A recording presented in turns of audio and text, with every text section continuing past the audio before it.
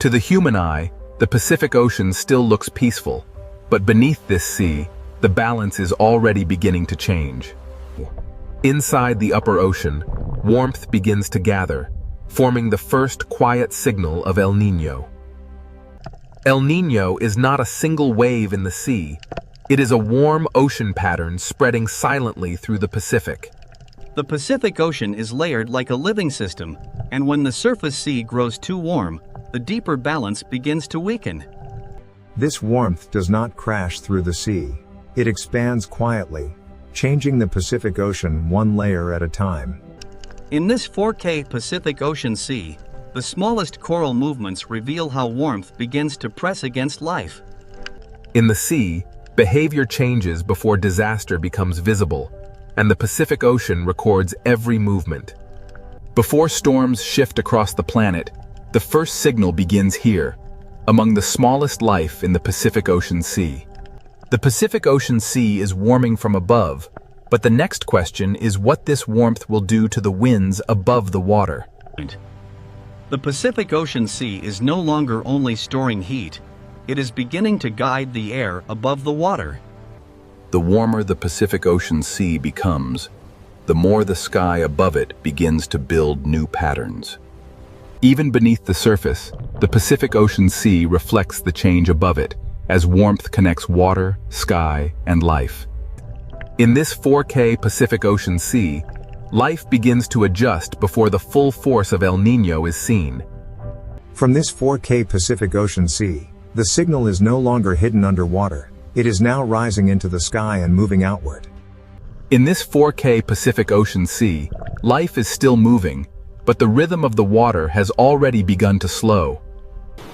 In this 4K Pacific Ocean Sea, warm water is no longer trapped where it once belonged. A clear sea can look peaceful, but in the Pacific Ocean, fewer nutrients can mean less life.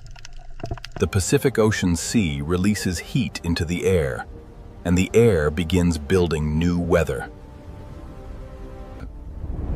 When the sea changes, the sky does not remain still.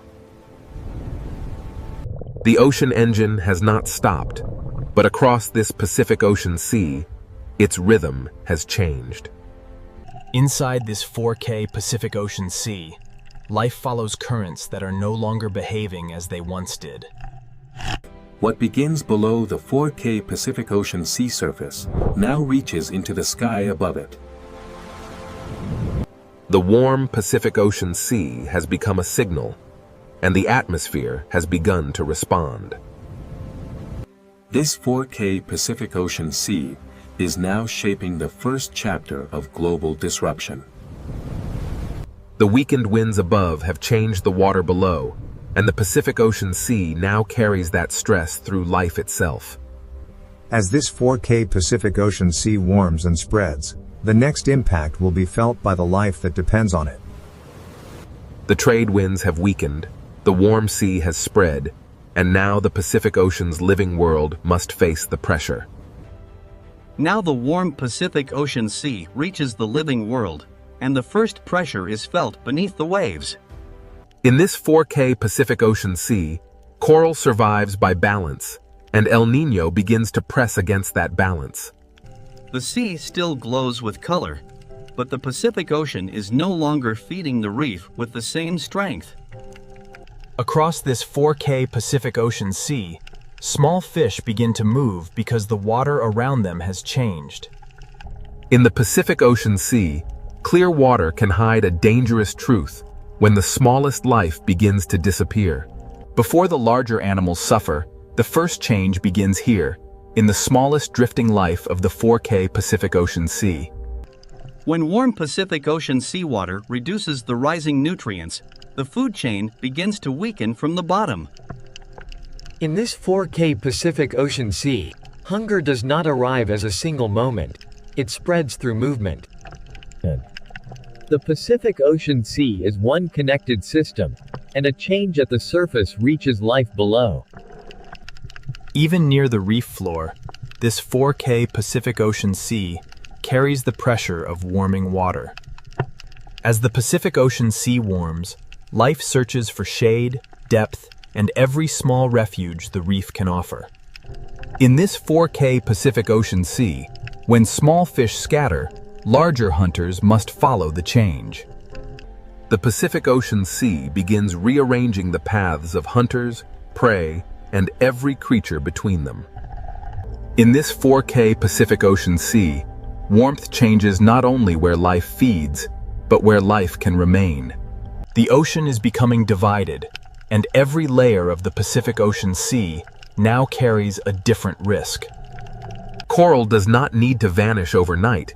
In this 4K Pacific Ocean Sea, stress can begin with a fading color. The Pacific Ocean Sea is still alive, but El Niño begins to lower the energy of the reef. When the sea changes, survival may mean leaving familiar waters behind. In this 4K Pacific Ocean Sea, even a school can begin to lose its shape when the ocean's rhythm changes. The living sea below and the changing sky above are now part of the same El Niño story. Across this 4K Pacific Ocean Sea, the absence of movement becomes as important as the movement itself. The Pacific Ocean Sea changes slowly, but every animal moving through it must respond immediately. In this 4K Pacific Ocean Sea, beauty remains, but abundance begins to thin. A reef inside the 4K Pacific Ocean Sea depends on movement, and when movement weakens, life waits. The open Pacific Ocean Sea can look endless, but during El Niño, it can also become strangely empty. In this 4K Pacific Ocean Sea, movement becomes a gamble between heat, hunger, and survival. Even when life finds another reef, the Pacific Ocean Sea carries the same warm pressure with it. The stress of the 4K Pacific Ocean Sea reaches into places the eye almost misses. When the sea holds less food, every feeding movement costs more energy. In this 4K Pacific Ocean Sea, the food web does not break all at once. It loosens strand by strand. The Pacific Ocean Sea reveals the chain of life through layers, and every layer now feels the warmth. This 4K Pacific Ocean Sea remains beautiful, but beauty does not mean the system is safe. The Pacific Ocean Sea carries stress below and sends signals above. El Niño does not need to erase life at once. In the 4K Pacific Ocean Sea, it changes where life can thrive. The deeper sea may offer cooler water, but it also changes the rules of feeding and survival. In this 4K Pacific Ocean Sea, escaping warmth can mean leaving abundance behind. The Pacific Ocean Sea becomes a narrowing space where life must choose between light, food, and temperature. In this 4K Pacific Ocean Sea, stress changes not only where animals go, but how they meet each other. Even the strongest hunters in the Pacific Ocean Sea depend on the smallest drifting life. This 4K Pacific Ocean Sea shows the food web without words, from invisible life to visible struggle. The Pacific Ocean Sea has stressed its living world, and now the warmth begins to move rainfall across the sky. The Pacific Ocean Sea has stressed its living world, and now the warmth begins to move rainfall across the sky. In this 4K Pacific Ocean Sea, life below and rain above are connected by the same warmth. The Pacific Ocean Sea is not silent because nothing is happening. It is silent because life is adjusting under pressure. As the living sea adapts, the next signal rises into the air, where rain will shift and drought will spread. From this 4K Pacific Ocean Sea, the pressure now moves beyond marine life and into the movement of clouds. The Pacific Ocean Sea has changed beneath the waves, and next, the rain begins to move, and distant lands will feel the ocean's heat. The warm Pacific Ocean Sea has stressed the life beneath it, and now the sky will carry that disruption outward. From this 4K Pacific Ocean Sea, rain begins to move away from its old rhythm. The Pacific Ocean Sea gives the sky heat and moisture, and the sky begins to build rain in new places. In this 4K Pacific Ocean Sea, one area receives heavy rain while another waits beneath a silent sky. The rain falls back into the sea, but the pattern that created it is already moving outward. El Niño does not make the whole ocean sky wet. It shifts where the Pacific Ocean Sea sends its moisture. Across this 4K Pacific Ocean Sea, warmth chooses where clouds rise and where clouds fail to form. Even beneath the 4K Pacific Ocean Sea surface, the movement of rain above becomes part of the ocean's story. The ocean now carries two signals at once: heavy rain over one sea region and dryness over another. The Pacific Ocean Sea becomes the path of a moving climate signal. In this 4K Pacific Ocean Sea, the shadows of clouds reveal where the atmosphere is being rearranged. The warmer Pacific Ocean Sea feeds stronger clouds, but it also pulls rainfall away from its usual places. Over this 4K Pacific Ocean Sea, rain is no longer evenly shared by the sky. A few miles across the sea can separate a flooded sky from an empty one. In the dry side of this 4K Pacific Ocean Sea, even the water column feels still and exposed. The living sea moves through the same boundaries that shape rain above it. Where the Pacific Ocean Sea gives warmth to the sky, rain can fall harder and longer. The 4K Pacific Ocean Sea becomes a reservoir of energy for clouds that grow beyond their normal limits. El Niño can make one sky overflow while another sky is left waiting. In this 4K Pacific Ocean Sea, drought begins not with dust, but with clouds that fail to form. The sea remains full of water, yet the sky above it can still become dry. Across the 4K Pacific Ocean Sea, one connected body of water can create very different skies. Even underwater, the Pacific Ocean Sea can reveal where rain gathers and where dryness remains. The 4K Pacific Ocean Sea does not separate climate from life. It carries both through every current. Rain moves across this Pacific Ocean Sea like a shifting line between abundance and absence. This 4K Pacific Ocean Sea shows the pattern without words. Rain moves, and dryness spreads behind it. The Pacific Ocean Sea is now a moving stage, where wet and dry patterns trade places.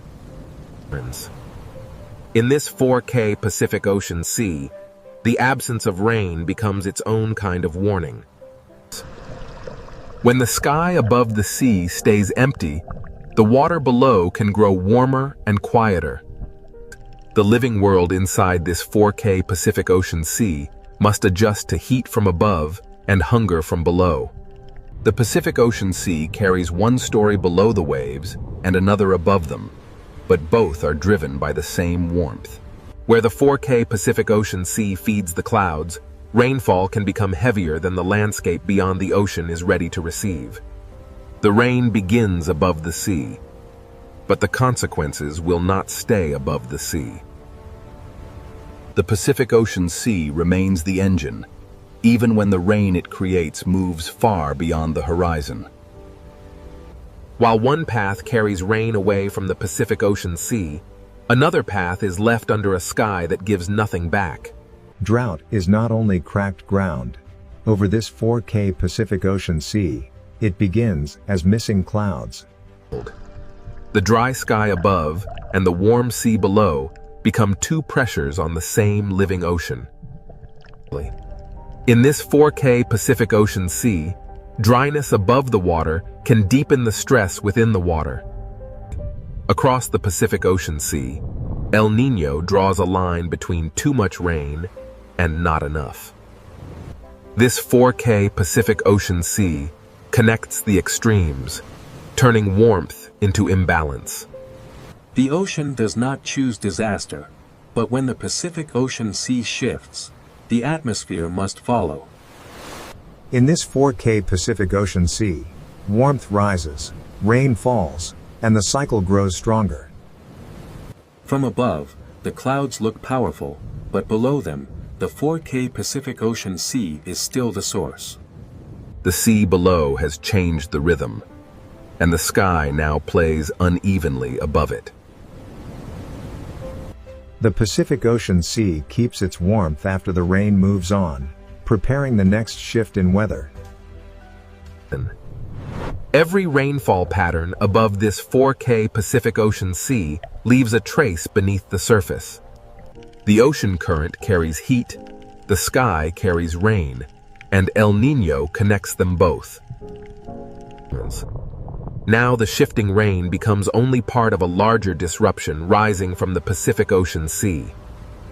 This 4K Pacific Ocean Sea is no longer only moving rain, it is feeding larger atmospheric consequences. Rain moves, drought spreads, and the Pacific Ocean Sea continues sending heat into a restless planet. The 4K Pacific Ocean Sea now holds the full chain: warm water, weak winds, stressed life, and moving rain. From this Pacific Ocean Sea, the rain has shifted and drought has spread. Next, the heat will rise into storms and global consequences. From this 4K Pacific Ocean Sea, the heat now rises into storms, temperature, and global consequences. The Pacific Ocean Sea has stored the heat, and now the sky begins to use it. In this 4K Pacific Ocean Sea, warmth becomes energy, and energy begins to build storms. The storm above the sea is not separate from the ocean below. It is born from the heat rising out of the Pacific. Even beneath this 4K Pacific Ocean Sea, the storm leaves its pressure in light, current, and movement. The living world inside the Pacific Ocean Sea moves deeper as heat and weather intensify above. The 4K Pacific Ocean Sea feeds the rain, and the rain returns to the sea with greater force. Across this Pacific Ocean Sea, the storm expands because the warmth beneath it does not fade. In this 4K Pacific Ocean Sea, extremes can exist side by side, connected by the same warm pattern. The Pacific Ocean Sea may calm between storms, but the heat remains, waiting beneath the surface. Inside this 4K Pacific Ocean Sea, beauty hides the accumulated heat that keeps the disturbance alive. The Pacific Ocean Sea is not only warmer at the surface, it is reorganized from the surface downward. In this 4K Pacific Ocean Sea, storms above and hunger below are part of the same chain. The Pacific Ocean Sea does not need to destroy a reef at once. Sustained heat can weaken it day by day. In this 4K Pacific Ocean Sea, the cost of heat is written in small fading colors. When the Pacific Ocean Sea changes, even the hunters must follow a food web that no longer holds its old shape. This 4K Pacific Ocean Sea still looks endless, but endless water does not always mean endless life. The living sea below and the changing storm sky above are locked in one Pacific Ocean pattern. Above this 4K Pacific Ocean Sea, the atmosphere grows more restless as heat continues to rise. The Pacific Ocean Sea has moved from silence into force, and the consequences are expanding. In this 4K Pacific Ocean Sea, heat, rain, wind, and cloud now move as one disturbed system. The sea gives energy to the storm, and the storm gives motion back to the sea. Beneath this 4K Pacific Ocean sea storm, life continues, but every movement becomes more demanding. The Pacific Ocean Sea carries the storm downward, turning surface violence into underwater stress. Even away from the storm, this 4K Pacific Ocean Sea remains part of the same heat-driven pattern. The Pacific Ocean Sea does not only move storms, its warmth can lift the temperature of the planet. In this 4K Pacific Ocean Sea, heat rises quietly, but its reach can extend far beyond the water. For life inside the Pacific Ocean Sea, warmth changes where safety, food, and survival can be found. This 4K Pacific Ocean Sea is still living, but its living systems are working harder than before. As the Pacific Ocean Sea warms, movement becomes survival for creatures that once stayed close to home. In this 4K Pacific Ocean Sea, one pressure rarely travels alone. The Pacific Ocean Sea keeps feeding the sky, and the sky keeps answering with stronger signals. Across this 4K Pacific Ocean Sea, the consequences spread in waves of cloud, rain, heat, and wind. What began as shifted rain over the Pacific Ocean Sea now grows into larger atmospheric force. The 4K Pacific Ocean Sea carries the storm above into the behavior of life below. In the Pacific Ocean Sea, the consequences of El Niño are felt as heat, shadow, hunger, and caution. This 4K Pacific Ocean Sea changes the rules for prey and predator alike. When the sea becomes less predictable, even power must travel farther. The storm moves on, but the Pacific Ocean Sea keeps the heat that helped create it. In this 4K Pacific Ocean Sea, calm is no longer an ending, it is only a pause before the next response. The Pacific Ocean Sea now holds many futures at once: storm, heat, drought, and shifting life. This 4K Pacific Ocean Sea teaches that quiet water can still carry deep disruption. The global story returns to the reef, where the Pacific Ocean Sea records heat in living color. Every chapter of El Niño remains connected inside this 4K Pacific Ocean Sea. The Pacific Ocean Sea is beautiful, but during El Niño, beauty and danger share the same horizon. This 4K Pacific Ocean Sea has sent its warmth into the sky, into life, and into the planet's wider climate. From one warm ocean pattern, the Pacific Ocean Sea has disturbed wind, rain, storms, heat, and life. Beneath the 4K Pacific Ocean sea surface, the living world continues under the weight of a changed climate rhythm. After the force of storms and heat, the Pacific Ocean Sea becomes quieter, but the consequences remain. The Pacific Ocean Sea has shown its power, and now the question becomes what this connected planet can learn from it. The storms have risen, the heat has spread, and the Pacific Ocean Sea has revealed one truth.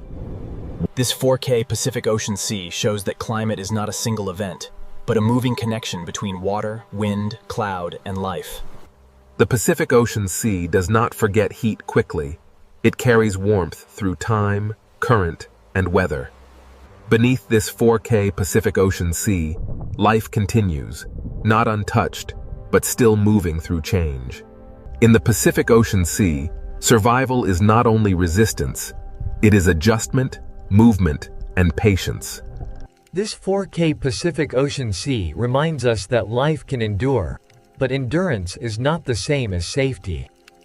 The Pacific Ocean Sea writes its history in coral color, in fish movement, and in every current that returns. In this 4K Pacific Ocean Sea, balance does not return all at once. It begins in small movements. The Pacific Ocean Sea is a layered world, and every layer depends on the others. From the deep sea to the surface, the Pacific Ocean carries one connected climate story. Above this 4K Pacific Ocean Sea, the sky begins to slow, but it still follows the memory of the water below. A calm Pacific Ocean Sea is not an empty system. It is still exchanging heat, moisture, and motion with the world. The winds over this 4K Pacific Ocean Sea may strengthen again, but the lesson of El Niño remains. The Pacific Ocean Sea is always moving toward balance, even after balance has been disturbed. Inside this 4K Pacific Ocean Sea, recovery begins as motion slowly becomes familiar again. The Pacific Ocean Sea connects reef to reef, current to current, and life to life across distances too large to see. In this 4K Pacific Ocean Sea, life does not return to the past. It continues into the conditions the ocean gives it. A reef is not separate from the Pacific Ocean Sea. It is a living expression of the sea's temperature, light, and current. The Pacific Ocean Sea is not simply water. It is connection made visible. This 4K Pacific Ocean Sea joins the living world below with the moving atmosphere above. Rain may weaken, clouds may thin, but the Pacific Ocean Sea still guides where moisture travels. To understand El Niño, we must understand that the sea does not act alone, and nothing on Earth is truly separate. The Pacific Ocean Sea is a climate engine, but it is also a mirror of planetary connection. Every descent into this 4K Pacific Ocean Sea reveals the same truth. The planet's systems are woven together. The Pacific Ocean Sea breathes through currents, and when that breath changes, the world changes with it. In this 4K Pacific Ocean Sea, the smallest life is connected to the largest climate pattern. The sea can recover in fragments, and those fragments matter.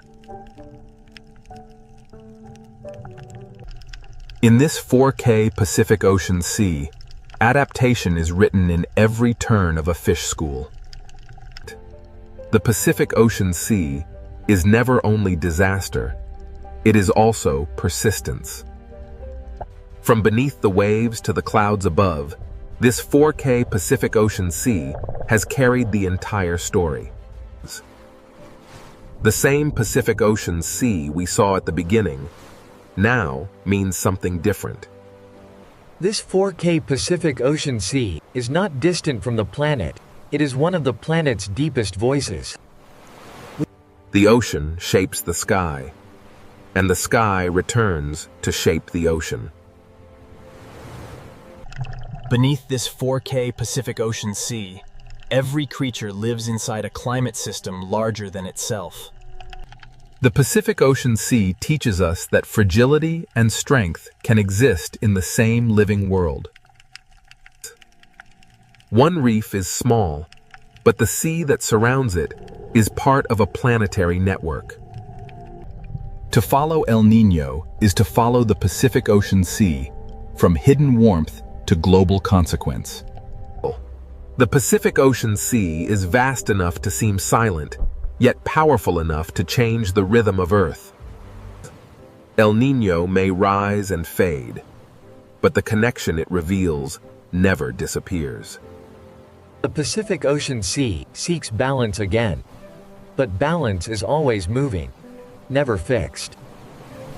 In this 4K Pacific Ocean Sea, life continues not because the ocean is easy, but because life has always followed change. Every living place inside the Pacific Ocean Sea depends on forces far beyond its own horizon. The sea below and the sky above are never separate. They are one moving system. A single warm pattern in the Pacific Ocean Sea can travel through wind, rain, storm, reef, and life. To watch this 4K Pacific Ocean Sea is to watch the planet breathing through water. The Pacific Ocean Sea has shown us that Earth is not a collection of separate places, but one connected system. The story began with warmth in the sea, and it ends with a deeper understanding of what that warmth can mean. Even when the Pacific Ocean Sea is calm, it is still shaping the future of wind, rain, and life. This 4K Pacific Ocean Sea is more than a place. It is one of Earth's greatest climate forces. El Niño reminds us that the ocean does not need to shout to be heard across the planet. Beneath the surface of the Red Sea, an ancient ocean world waits in silence. At first, the ocean appears peaceful, but the Red Sea has never been truly still. This is more than a reef. It is a living ocean fortress, built slowly by the ancient sea. In this sea, even the smallest life becomes part of a greater design. The ocean writes its history in sand, stone, and the silent movement of life.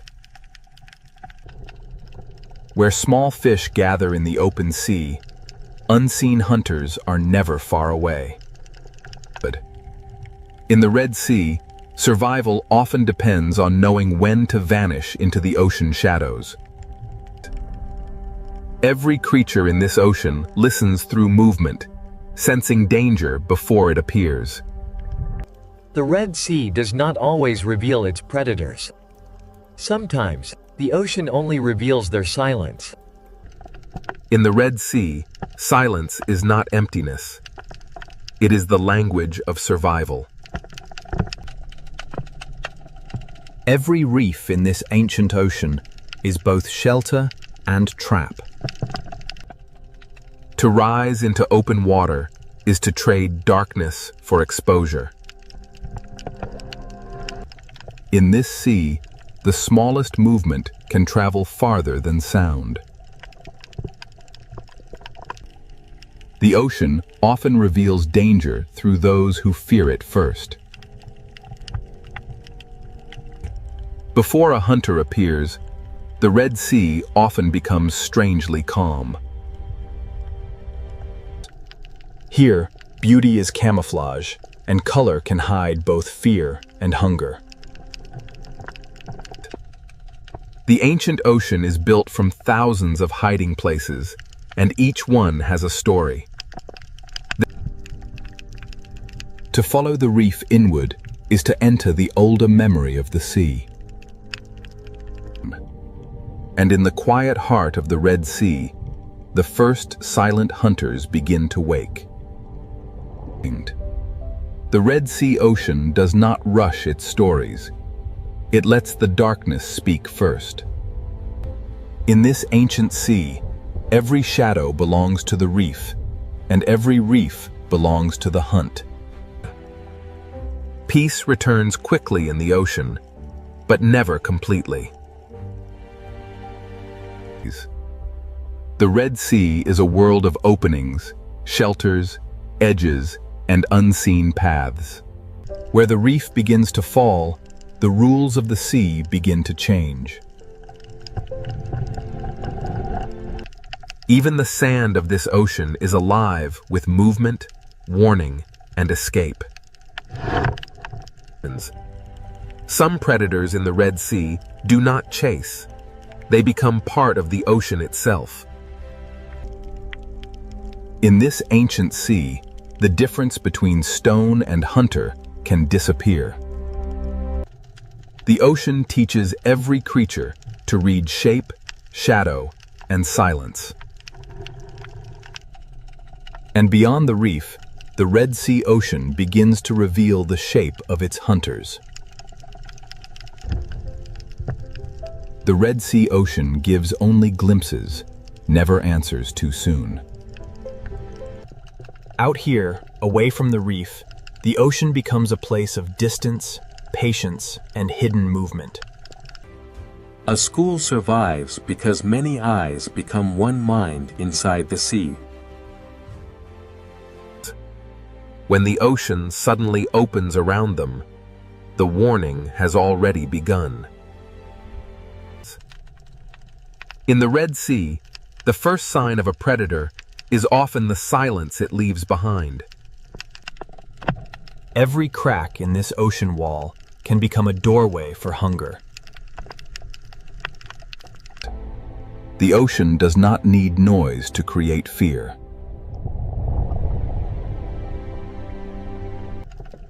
Separation is the moment the ancient sea has always understood. For the hunted, the ocean is measured in inches, shadows, and seconds. And ahead, where the Red Sea bends into darkness, the hunters wait without a sound. The deeper the Red Sea ocean draws us in, the more its silence begins to feel alive. In this ancient sea, the hunter does not need to be seen to be felt. The Red Sea records every movement, even when the creature that made it has already vanished. Every arch, cave, and hollow in this ocean can become a waiting mouth. Here, survival belongs to those who can become invisible inside the sea. The Red Sea does not separate beauty from danger.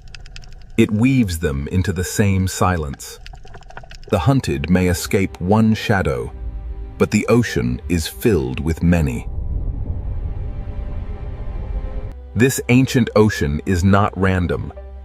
Every ledge, current, and shadow shapes the lives within it. In the Red Sea, peace is only a pause between movements. And now, beneath the beauty of this ancient sea, the silent predators of the Red Sea begin to emerge. Beneath the beauty of the Red Sea ocean, the hunters are already in position. Some predators in this ancient sea do not chase. They wait beautifully. In the Red Sea, danger can be graceful enough to be mistaken for beauty. Inside the reef, the Red Sea shelters hunters built for patience. The ancient ocean gives even its fiercest hunters a place to remain unseen. Every hollow in this sea may be empty, or it may be waiting. Strength in the Red Sea ocean is often hidden beneath stillness. A hunter does not always need speed. Sometimes it only needs the perfect place.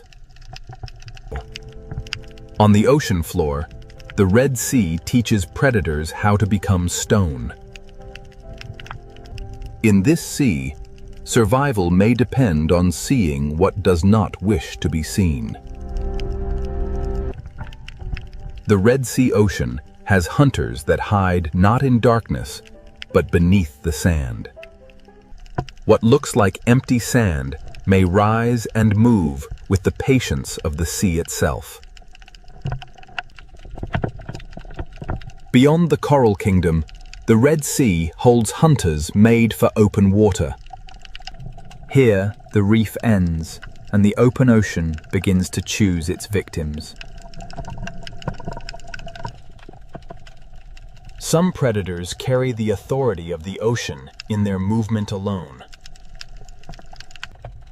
The Red Sea ocean is divided between those who hide and those who patrol. Among the silent hunters of this sea, some survive by changing who they appear to be.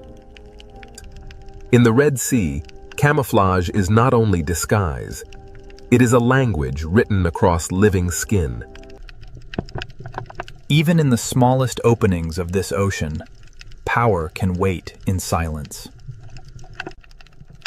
The Coral Kingdom hides its hunters beneath color, texture, and time. The Red Sea ocean is not ruled by one hunter, but by many forms of patience. Some hunters wait at the edge of traffic, where the reef forces life to pass close. For small life in the Red Sea, every shortcut may pass through danger.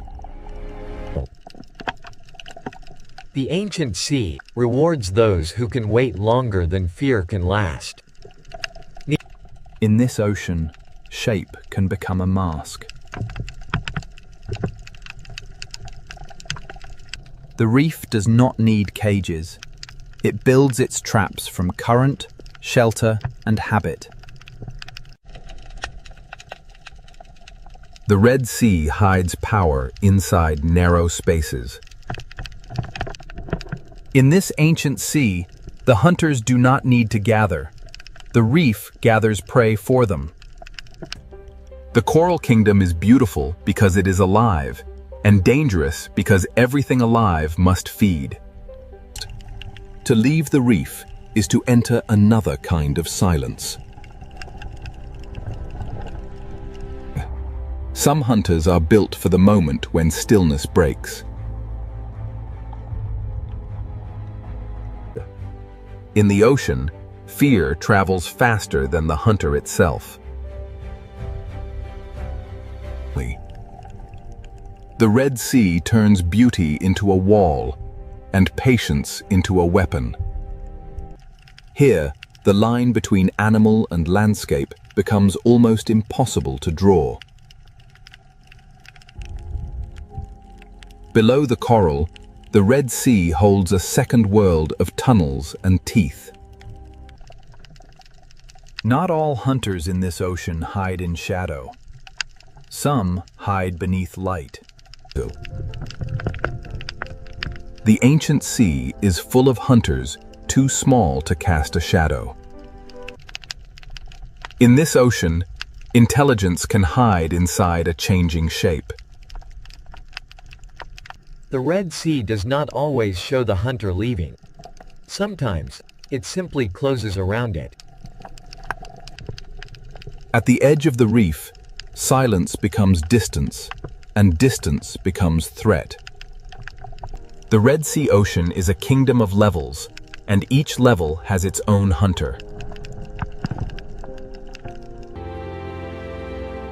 Each predator holds one piece of the ancient sea's balance. For those who are hunted, the Red Sea is a maze that changes with every current. Every passage through this ocean demands a choice between risk and refuge. The silent predators of the Red Sea do not announce themselves. They let the reef speak for them.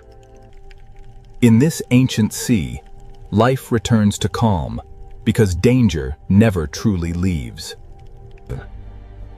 Now that the hunters have been revealed, the ancient ocean will show how they survive. The Red Sea has shown us where its predators hide. Next, it will reveal how silence becomes the perfect weapon. The Red Sea has shown us where its predators wait. Now, the ancient ocean reveals how they hunt. In this sea, a hunter may begin the hunt without moving forward. The lionfish does not need to rush. It lets the ocean current and its own beauty close the distance. In the Red Sea, escape routes can become traps before the hunted understands the shape of danger. The great ambush hunters of this ocean save their strength for a single perfect moment. Timing is the oldest language of the sea.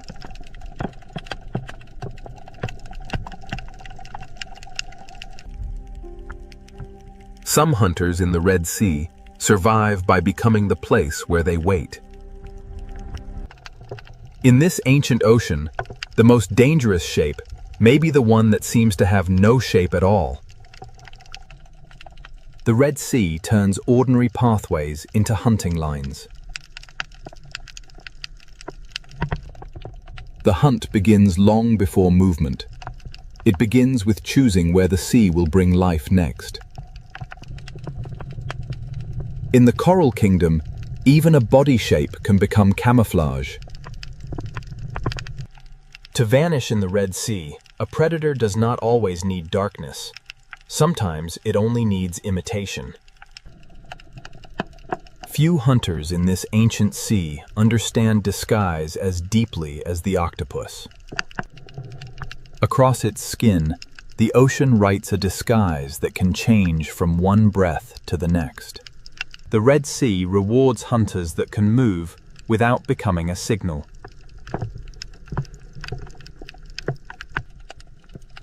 Even the smallest chambers of this ocean can hold sudden power.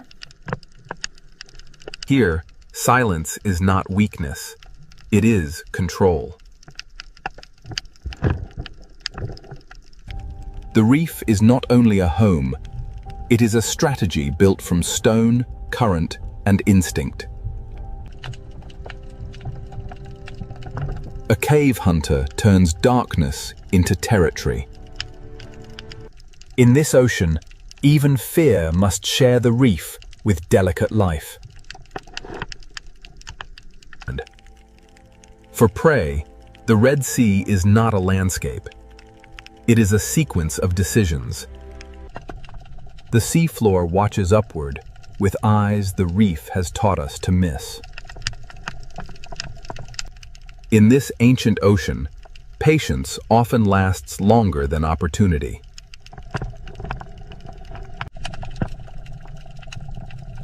Open water hunters use distance the way reef hunters use shadow. A predator can control a place without touching anything inside it. When stillness breaks, the ocean becomes a storm of decisions.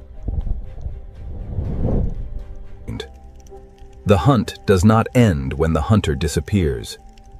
It remains in the memory of movement. The Red Sea hides danger by making it look old. When everything moves except one thing, the ocean asks us to look again. Ambush in the Red Sea is not always sudden. Sometimes it is arranged slowly. The predator is only half the trap. The other half is the reef. In this ocean, one wrong path can bring the hunted into another hunter's patience. The Red Sea is full of moments where survival depends on stopping in time. Some hunters hide inside the reef. Others let the entire ocean announce their path.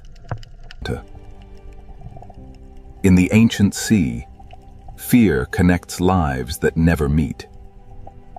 The art of silence belongs not only to giants, but to the smallest hunters of the reef. The Red Sea does not rely on one kind of predator.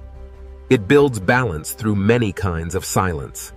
Current brings food, and with food comes attention.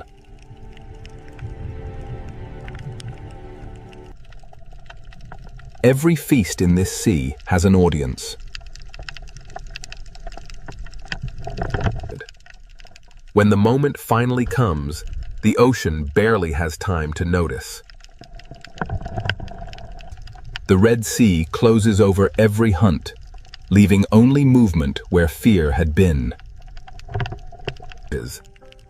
For the hunter that can change its skin, the reef itself becomes a mask. Not every opportunity is taken. The Red Sea teaches its hunters to choose carefully.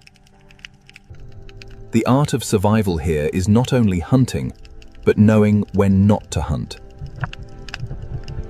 The hunted draw the map of the predators without ever naming them. Every predator here has a method, and every method belongs to the ancient sea. As light begins to weaken, the rules of silence become even stronger. Daylight exposes the hunters, but dusk begins to return them to shadow. The Dale's silent hunters have shown their craft, but the Red Sea has another world waiting after dark. As the ancient ocean darkens, patience begins to change into movement. In the Red Sea, silence has mastered the day. Now, the night will give it a deeper voice. As daylight leaves the Red Sea ocean, silence deepens into something older. The reef does not sleep when the light disappears. It changes who is allowed to move. When night enters the Red Sea, even the coral begins to hunt. The smallest hunters of this ancient ocean awaken before the larger shadows begin to move. Darkness does not empty the Red Sea. It reveals another ocean within it. By day, the cave protected the hunter. By night, the hunter leaves the cave behind. The night reef belongs to those who know every tunnel in the ancient sea. At night, the Red Sea shortens the space between danger and life. The lionfish becomes more haunting when the ocean loses its color. In the night sea, patience becomes harder to see and easier to obey. Beneath the night water, even the sand may be alive. The Red Sea hides movement beneath stillness until the moment it chooses to rise. Night gives the octopus a larger canvas for disguise.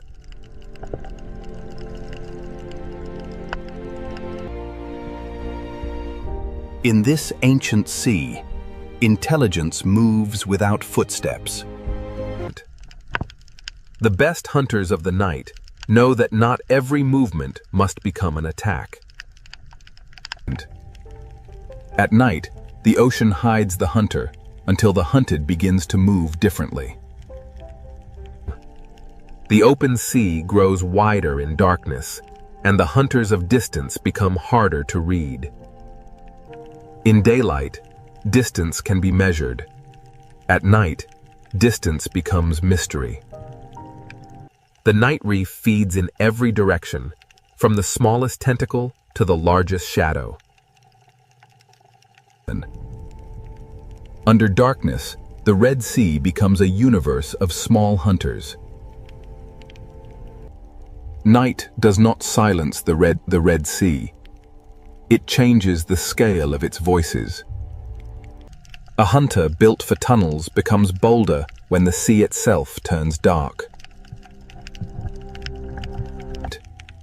Below the coral, the Red Sea keeps secret roads for those who know how to follow darkness.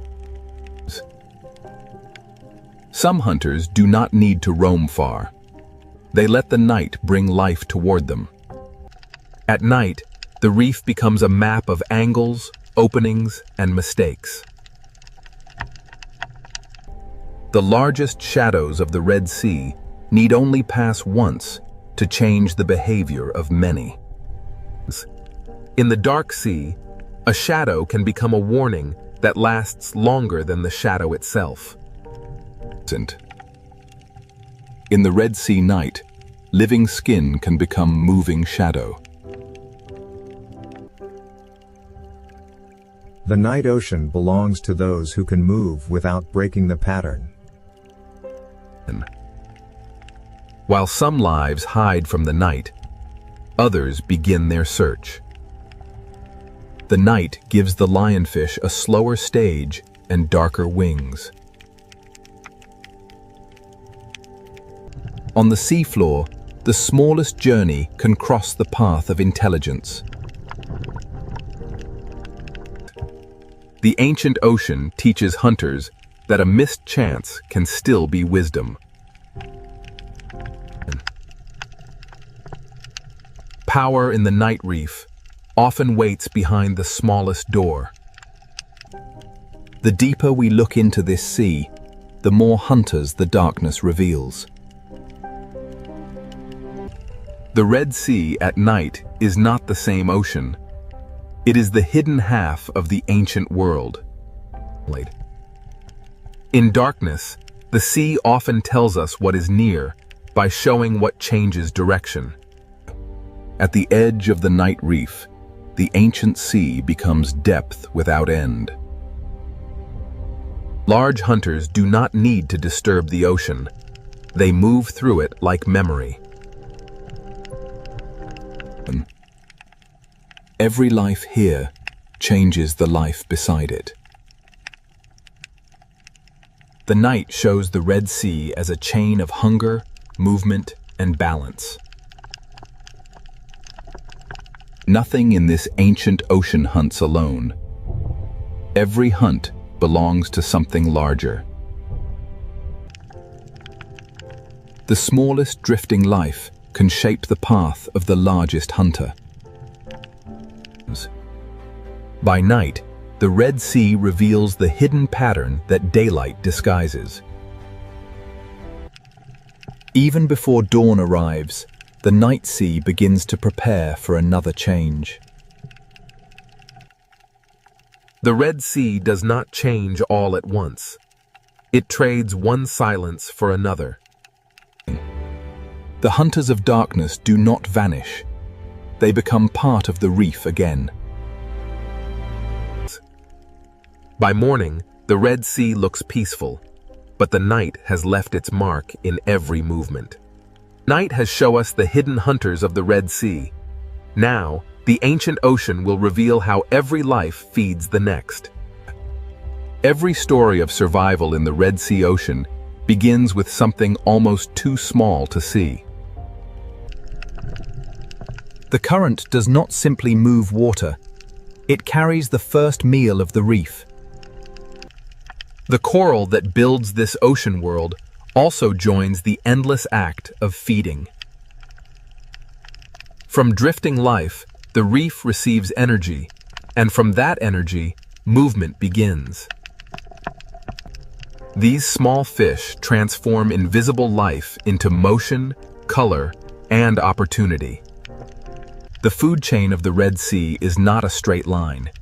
It is a web of feeding, cleaning, guarding, and escape. Even those that do not hunt reshape the ancient ocean with every bite.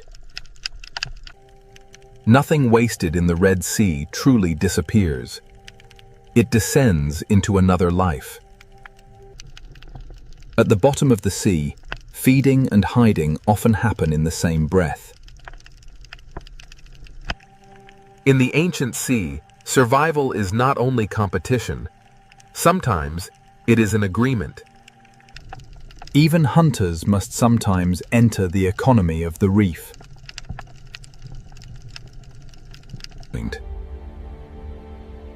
Where food gathers life, life gathers danger. The same current that feeds the small also guides them past the patient. The Red Sea turns feeding routes into hunting routes.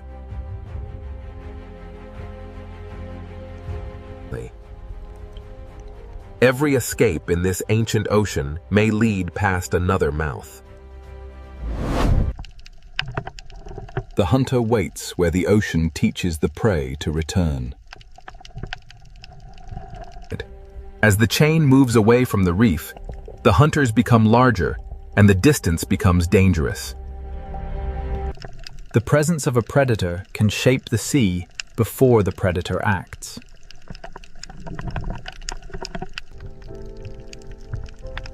Hunger pulls life outward. Fear pulls it back.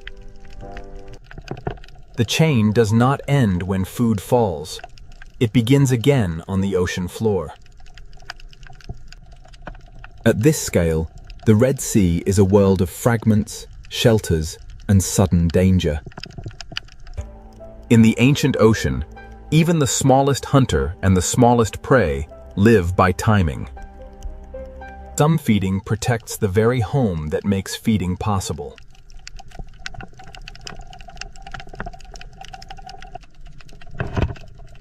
The reef feeds the grazers, and the grazers feed the watchers. The ancient sea builds roads for food, and predators learn those roads. The current is the invisible road of the food chain. From coral to cave, from sand to open water, the ancient sea connects every appetite. At the upper edge of the chain, power moves slowly through the ocean. A single shadow can reorganize an entire reef.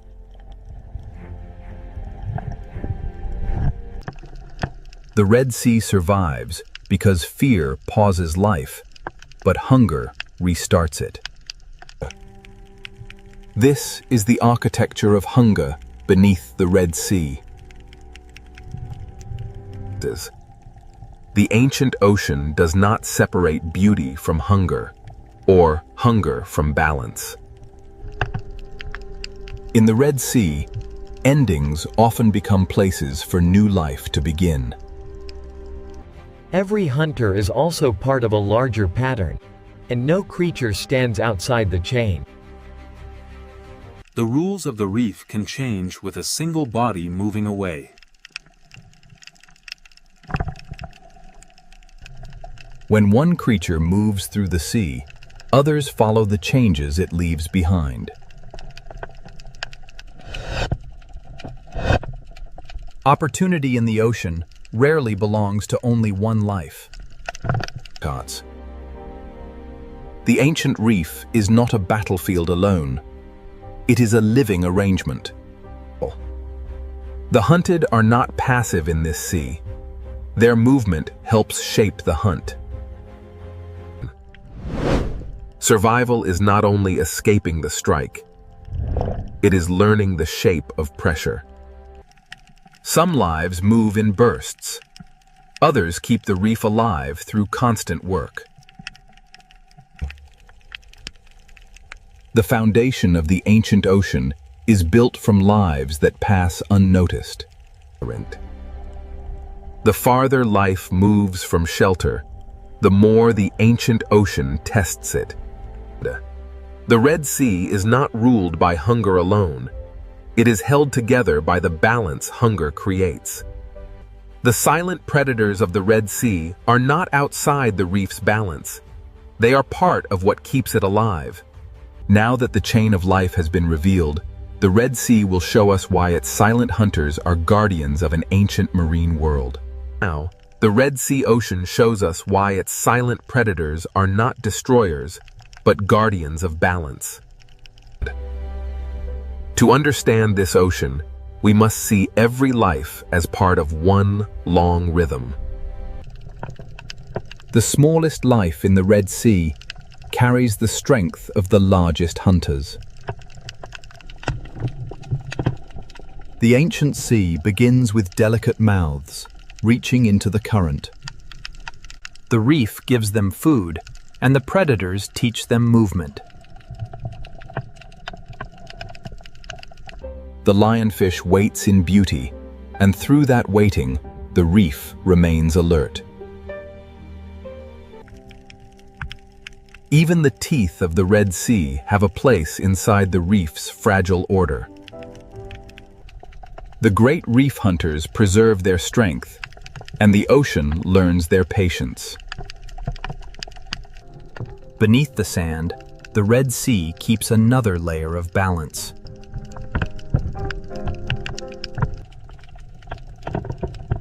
In this ancient sea, intelligence can be as important as strength. At the reef's edge, the open ocean is guarded by distance. Fear in the Red Sea is not only danger, it is information. The ancient ocean survives not only through hunger, but through delicate agreements. The future of the Red Sea begins inside small shelters surrounded by ancient risk. This coral kingdom has no walls, yet every creature knows its boundaries. The current carries food, warnings, memory, and life through the Red Sea. Nothing in this ocean moves alone.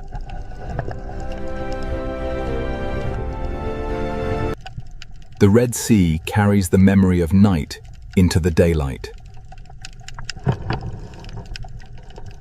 Day and night trade the reef between them, but the ocean remains one. The reef is a monument built not by stone alone, but by life repeating itself. One coral tower can hold an entire history of hunger and shelter. The hunted are also teachers of the sea.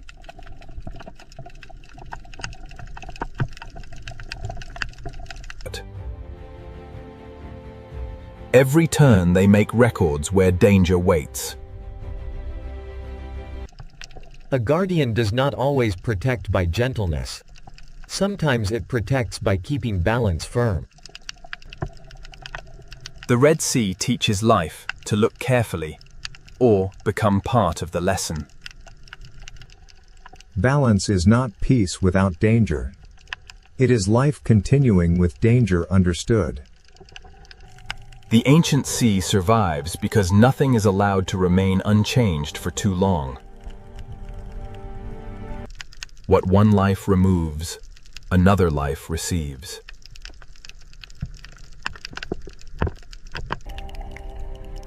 The ancient ocean survives not only through hunger, but through delicate agreements. The future of the Red Sea begins inside small shelters surrounded by ancient risk. This coral kingdom has no walls, yet every creature knows its boundaries. The current carries food, warnings, memory, and life through the Red Sea.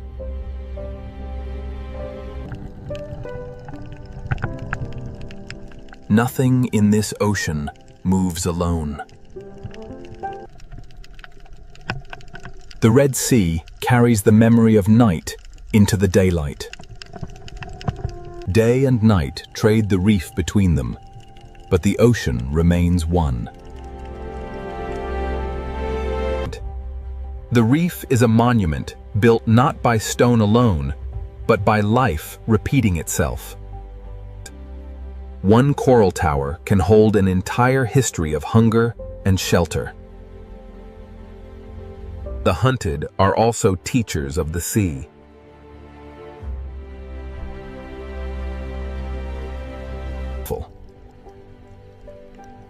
Every turn they make records where danger waits. A guardian does not always protect by gentleness. Sometimes it protects by keeping balance firm. The Red Sea teaches life to look carefully or become part of the lesson. Balance is not peace without danger. It is life continuing with danger understood. The ancient sea survives because nothing is allowed to remain unchanged for too long. What one life removes, another life receives. The guardians of the reef are not only the large hunters, they are also the tiny workers beneath them. The Red Sea is built in layers of dependence. The greatest hunters are not outside the reef's story. They are among its oldest sentences. The Red Sea endures because life here never stops answering change. This current has carried us through beauty, fear, hunger, and renewal. The silent predators remain, not as interruptions, but as part of the music of the sea. In the Red Sea, even darkness has a role in keeping the reef alive. A school of fish is not only many lives, it is one answer to the ancient question of survival. Between shelter and open water, the Red Sea keeps its balance. The strength of this ocean begins in forms too delicate to command attention. To see the Red Sea clearly, we must see the small and the great together. After every night, every hunt, and every shadow, the reef returns to color. The silent hunters are always near, and because they are near, the reef stays awake. The ancient passages of the Red Sea are not empty corridors. They are memory carved into the sea. Every shape in this reef has been given meaning by life. The Red Sea is beautiful not because it is gentle, but because it is whole. Here, power is measured not only by the hunt, but by the space each life allows another. The greatest story of this ocean is not a single hunt. It is the fact that life continues. Beneath us, the ancient marine world keeps breathing in silence. What once appeared as danger now reveals itself as part of the ocean's design. Above the surface, the Red Sea seems quiet. Below it, an ancient world keeps its balance. The silent predators remain below, unseen by most, yet essential to everything that lives there. The Red Sea is not merely a place of beauty. It is a living memory of survival. And beneath this surface, the ancient reef continues, without witness, without applause, without rest. In the Red Sea, silence is not emptiness. It is the sound of balance. The silent predators of this ancient sea do not end the story. They keep it alive. This is the Red Sea, silent, ancient, beautiful, and forever alive beneath the ocean. These are the roaring 50s, and the waves here know no equal. This is the Drake Passage. In the Drake Passage, the swells are relentless. Every wave grows taller, an endless stretch of turbulent water driven by the storm. The Southern Ocean is a place of raw power, and the notorious Drake Passage rarely disappoints. Challenging all. Beyond the shelter of the Horn lies the open expanse of the Drake, a passage famed for its turbulent seas and isolating fog. Here, there is no shelter, no safe harbor, only the dark sea and the relentless fury of the wind and waves. The swell builds relentlessly, a living machine of water and wind, culminating in the chaotic fury of the Drake Passage. The ocean corridor between Cape Horn and Antarctica is enormous and exposed, with waves moving in several directions beneath the heavy clouds. The sea becomes a doorway into the deeper story of Cape Horn. Ahead lies the violent Drake Passage, ruled by southern winds and hidden currents. The tiny research vessel provides a stark reminder of humanity's place in this immense wilderness. The Drake Passage, leaving the faint shadow of Cape Horn behind, we enter the unforgiving waters of the Drake Passage, where the ocean swells dominate everything. The gray waves roll endlessly here, propelled by the fierce winds of the deep south, a raw and untamed wilderness of water. From this height, the ocean reveals itself as a moving corridor, vast to human eyes, yet narrow when measured by the planet's forces. Beneath the gathering storm clouds, the ocean stirs, a vast engine waking, its power unleashed by the relentless wind. Here, in the infamous Drake Passage, the true force of the Southern Ocean is unleashed as massive swells rise and collapse with unimaginable power. The powerful swell dissipates into churning foam, only to be met by a fierce gust, scattering the spray across the relentless currents. Away from the sight of land, the waves themselves form a continuous chain, pulling us deeper into the profound blue-black heart of the ocean. As the camera glides forward, a low cloud bank rolls over the sea. The waves below move in long, parallel ridges. Below the surface turbulence of the Drake Passage lies an immense force, a hidden current, powerful and unrelenting, shaping the ocean depths. The Drake Passage. Its turbulent waves hint at a power far greater than the surface reveals. The chaotic surface yields to a powerful system. Long, dark ridges begin to form, revealing the hidden forces below the Drake Passage. From this height, the true scale of the Southern Ocean reveals itself, a relentless, rhythmic breathing machine powered by global winds. This is the Drake Passage, a violent gateway where two great oceans converge in a freezing chaos. The westerly winds assert their dominance, tearing at the surface of the frigid sea. The ocean responds with a raw, untamed power. An invisible force pulls at the water, stretching the sea itself across the infamous Drake Passage. Below the rolling waves, hidden currents exert their force, shaping the violence seen on the surface and pulling the ocean into its depths. Here, in the unforgiving waters of the Drake Passage, the sheer scale of the Southern Ocean becomes overwhelmingly clear. This is the Drake Passage, a volatile stretch of water where the visible storm gives way to the unseen forces below. Below the mist lies the true heart of the Southern Ocean, a vast and dangerous realm where wind meets current in an eternal struggle. Beneath these waves lies a pressure few vessels can withstand. This is the Southern Ocean, and it demands respect. This is the Drake Passage, where the Atlantic and Pacific converge, creating towering waves and chaotic currents far below the surface. The sea no longer looks random.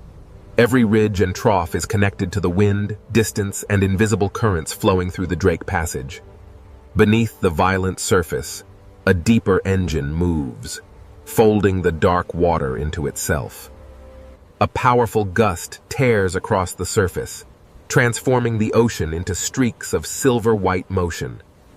But this is the Drake Passage, where the sea itself rises like a dark wall, unleashing the raw energy stored within its depths as it breaks into foam. As the chaos of the impact subsides, the true scale of the Antarctic waters is revealed, stretching endlessly towards the ice. Here, where the continents end and the true ocean begins, the Drake Passage guards the gateway to the deep unknown. The Drake Passage holds secrets beneath its turbulent waves. Deep below the surface, a massive current flows. As we journey deeper into the Drake Passage, the true force of the wind and the hidden currents beneath the waves begins to reveal itself. The Drake Passage, a violent, restless sea where two oceans collide before the final approach to the ice. The Drake Passage, a place where every second changes the shape of the world. Descending into the trough reveals the true scale of the Southern Ocean's power, a chaotic gateway into forces unseen. The Drake Passage is endless and exposed. There is no island, no harbor, and no peaceful coastline to soften the ocean's violence. In the infamous Drake Passage, the wind is the undisputed master. It rips across the water, tearing spray from the waves and drudged. The Southern Ocean holds the memory of distant storms. These waves, growing heavier now, carry that immense. The unforgiving swells of the Drake Passage offer no mercy. Here, swallowed by the immense power of the Southern. And so the ship vanished beneath the swell. The ocean, timeless and untamed, simply closed over the space. This is the Drake Passage, a visual threshold between the world we know and the mysteries that lie beneath the ice. Legend. Behind the mist lies Cape Horn, the final sentinel of the land. Now, the violent expanse of the Drake. The Southern Ocean tolerates no weakness. Here, the waves are the true masters, and the land merely a fragile witness to their power. Here, at the edge of Cape Horn, the Southern Ocean unleashes its full fury against the Black Rock, a violent prelude to the infamous Drake Passage. For countless millennia, the cliffs of Cape Horn have endured the ocean's endless assault, a testament to the raw, untamed power of the sea. This coastline offers no refuge. It is the final stone edge before the exposed, endless ocean swallows the horizon. As the cliffs of Cape Horn recede, the true scale of the Drake Passage begins to emerge.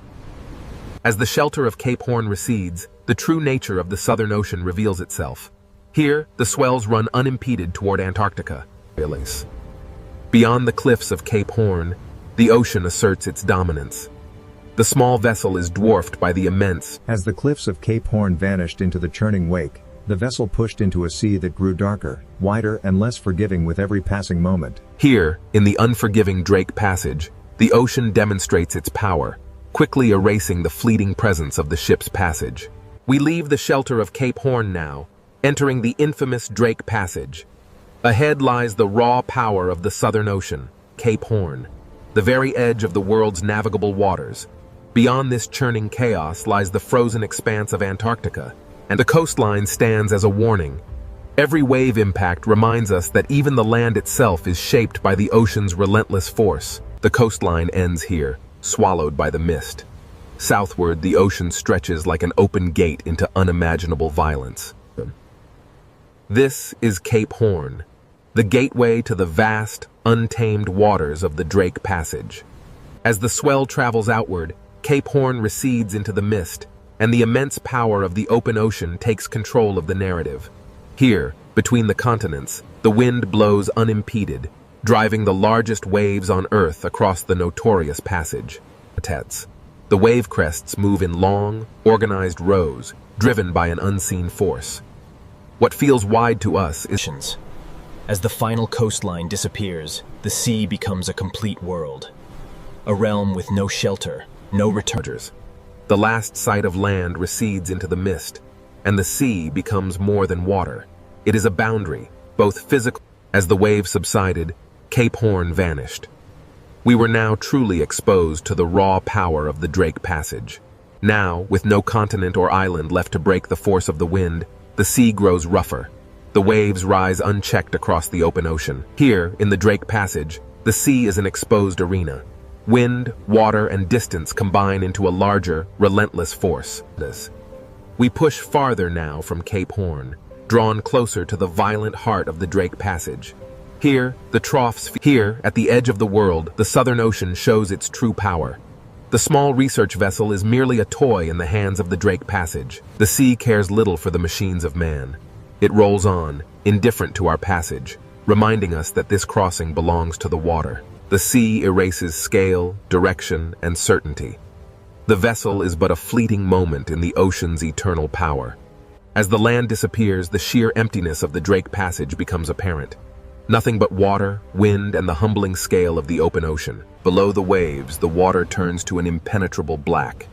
Here, in the heart of the passage, the horizon vanishes completely. The true scale of this desolate ocean world remains hidden, obscured by the endless fog and the relentless churning of the waves. Watch closely as the waves lift in sequence. This is how energy truly moves across the vast, open ocean, uninterrupted. As the spray clears, the immense breadth of the Drake Passage is revealed. A world swallowed by the sea. Standing here, you understand the true meaning of isolation. The sea is absolute, and we are merely guests in its domain. As the land disappears behind the mist, we turn south. Now, there is only the sea, and the realization that we are truly alone. As we move south, away from the land, the sea grows colder, rougher, and more commanding with every passing moment. We leave the steep ridges behind as the crossing moves from geography into the raw power of the weather-driven ocean. We leave the shelter of the continent now, entering the infamous Drake Passage. Here, the Southern Ocean winds. Here, at the edge of the world, the Southern Ocean unleashes its full power. This is the infamous Drake Passage. Here, at the convergence of the Atlantic and Pacific, lies the infamous Drake Passage, a place where the ocean swells run unimpeded around the globe. With Cape Horn behind us, the wind pulls the sea into motion, a natural bridge toward the atmospheric engine ahead. These waves, bending under the immense pressure of the wind, carry an energy that travels across the vast expanse of the open sea. With Cape Horn now gone, the sea becomes the only landscape, the only road, and the only danger between us and Antarctica. As the clouds race overhead, the immense power of the Southern Ocean winds begins to organize the sea into massive, unstoppable rows. Without land masses to slow them, the westerly winds howl across the open water, turning this passage into Earth's most violent and unpredictable marine corridor. Now fully exposed to the Southern Ocean, the westerly winds begin their relentless assault on the Drake Passage. This is the Drake Passage, where the Atlantic and Pacific converge in a violent clash of wind and water. As we rise, the true force of the westerly winds becomes visible. Long lines of foam sweep across the water. The relentless wind writes across the ocean's surface, etching temporary patterns into the rolling waves before they vanish into the deep blue. Here, in the unforgiving Drake Passage, the atmosphere and the ocean move as one powerful, interconnected machine. The sea carries energy from distant storms, and each wave feels like a message traveling across thousands of kilometers of Southern Ocean water. With thousands of miles of open water, the Southern Ocean builds immense power, culminating in these towering walls of water. Far from any shore, the westerly winds sweep across the open ocean, unimpeded. It is this vast... In the Drake Passage, the atmosphere presses its rhythm directly into the water, synchronizing the sky and the sea in a powerful, relentless surge. As the storm intensifies, a powerful gust of wind rips across the water, turning the ocean surface into a blinding sheet of silver spray and foam. The wind rips water from the crest as the massive wall of the ocean roars forward, an ancient and primal force unleashed. A force larger than any single storm pulls at the sea, revealing the deep troughs beneath the churning foam. The sea looks chaotic at first, but the wind reveals a hidden order in the direction of crests, spray, and foam lines. Here, where the water ends and the atmosphere begins, the horizon dissolves into a single gray boundary. The truth, here, the westerly winds command the sea, reminding even the sturdiest vessels of nature's dominion. The ship departs, and the relentless wind-driven spray sweeps across the surface, allowing the sea to reclaim its untouched, powerful... The Drake Passage is infamous for its massive seas.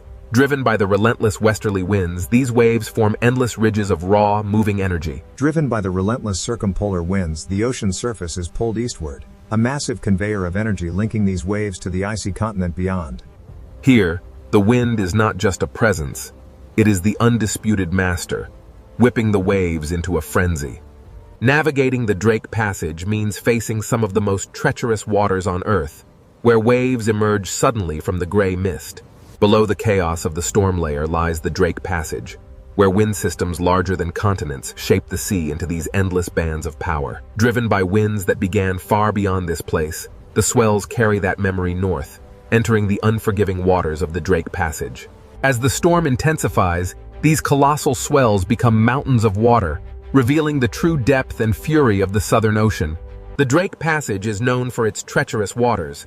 Here, multiple wave directions collide, creating an unstable, churning sea. Here in the Southern Ocean, the sea appears violent.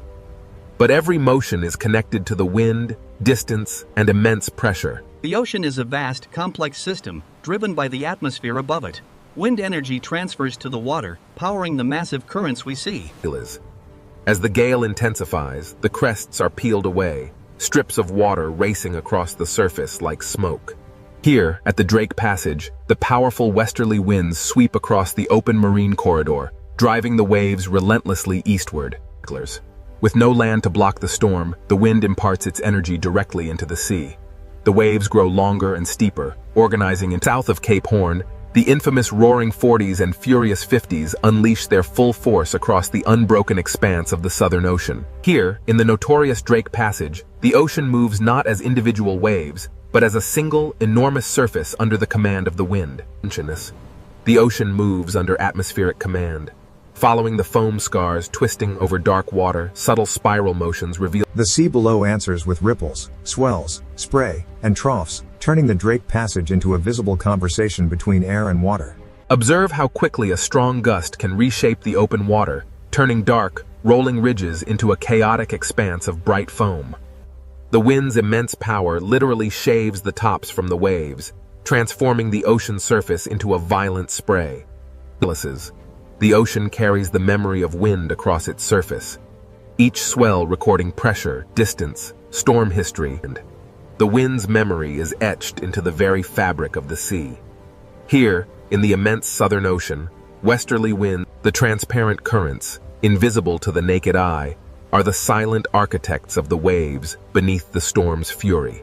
Here, in the infamous Drake Passage, atmospheric forces collide. This swirling vortex of pressure presses down, transforming the sea into a cauldron of violent waves. Driven by the relentless wind, the surface waters begin their eastward march, fueling the great current below. In this stormy corridor, the ocean reveals its true, untamed energy, constantly reshaped by the relentless westerly winds. Here, in the Drake Passage, the wind-shaped waves begin to synchronize, revealing the immense power of a deeper planetary circulation. Driven by the relentless wind, the sea exerts its raw power. we push onward toward the pale, ethereal glow of the... Driven by the relentless westerly winds, the Antarctic storm gathers strength, turning the ocean surface into a chaotic landscape of rising waves and sideways spray. While the wind tears at the surface, deep beneath the churning waves, a far larger, ancient power begins to rise. Below the storm-tossed waves lies a world unseen, where the ocean's deepest secrets flow in powerful, hidden currents. Here, at the surface, the storm rages, but beneath the churning foam, an ancient power stirs, waiting to be revealed. The camera plunges into the crushing darkness, where these colossal structures have stood undisturbed for millennia. Stabilized beneath the churning surface, the deep water of the Drake Passage moves with a slower, more powerful rhythm, far from the sun's reach. The Drake Passage Sea is not only waves, but a layered ocean system moving beneath the storm. Beneath the Drake Passage, the greatest ocean current on Earth begins its endless journey around the pole. The ocean. A river without banks, wide and powerful, flowing silently beneath the violent surface.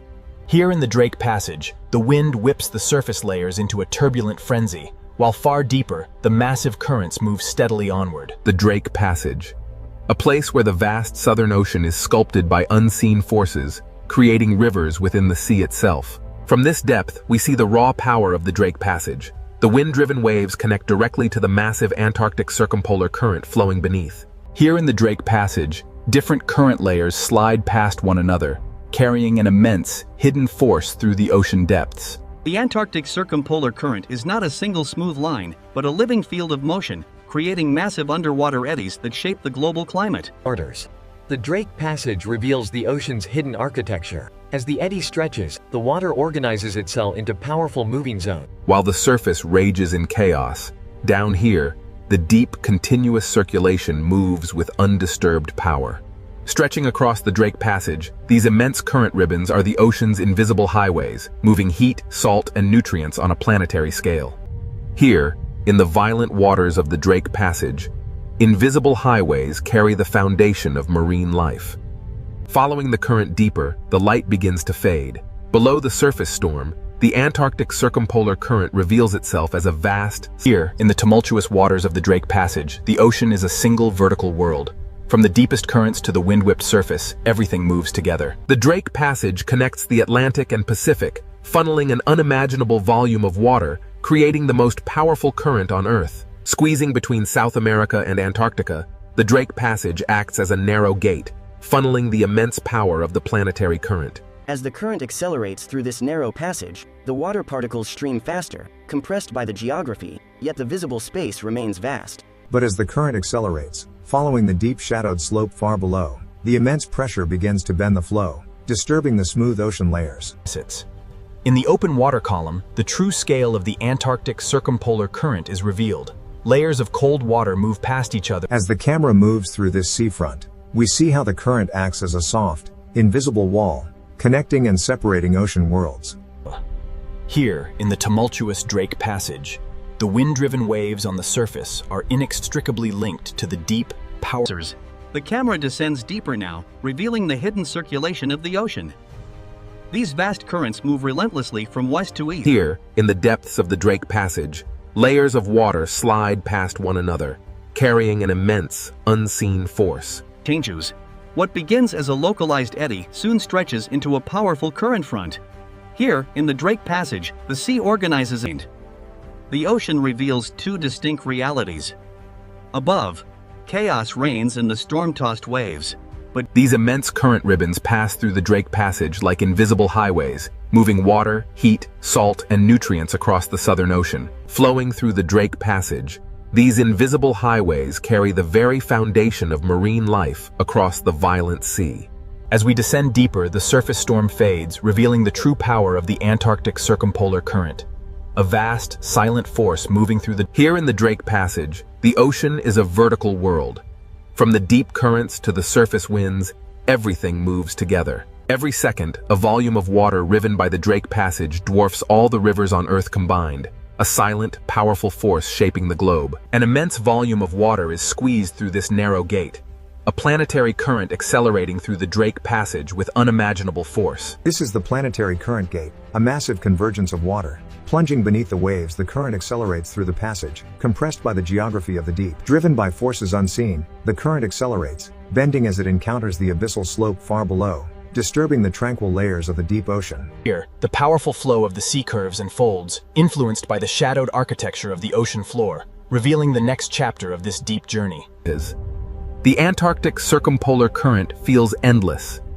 It is constantly carrying the planet's water around the frozen south. The seafront acts as an invisible wall, a dynamic boundary where different worlds converge, yet remain forever distinct in the vast ocean currents. Within the turbulent waters of the Drake Passage, powerful currents gather tiny particles, concentrating the life-supporting materials that feed this vast marine ecosystem. Though the storm flickers violently above, casting shadows and light, the deep current below continues its calm, unstoppable persistence. These powerful currents, stretching beyond the frame, make this passage feel like the throat of a vast global circulation system. Even here, in the cold depths of the Drake Passage, the violent sea creates highways of current, transporting the foundation of all marine life. Following the current into a darker zone, the ocean pressure grows heavier. The Antarctic circumpolar current is a vast, silent force beneath the surface storm. Emerging from the crushing darkness of the pressure zone, the Drake Passage reveals its vertical nature. Here, the deep currents merge with the distant pull of surface winds. Every second, an unimaginable volume of water surges through the Drake Passage, connecting the great oceans. Here, between South America and Antarctica, the Drake Passage acts as a narrow gate for the immense planetary current. Here, the planetary current accelerates, a massive river of water compressed by the geography of the seafloor. Here, the accelerating current plunges deeper, disturbed and bent by the immense, shadowed slopes of the seafloor far below. As the current ribbons deform over the shadowed terrain, the flow curves and folds, hinting at the hidden architecture that will shape the next chapter of the deep. The Antarctic circumpolar current is a force unlike any other. It constantly carries the planet's water around shelters.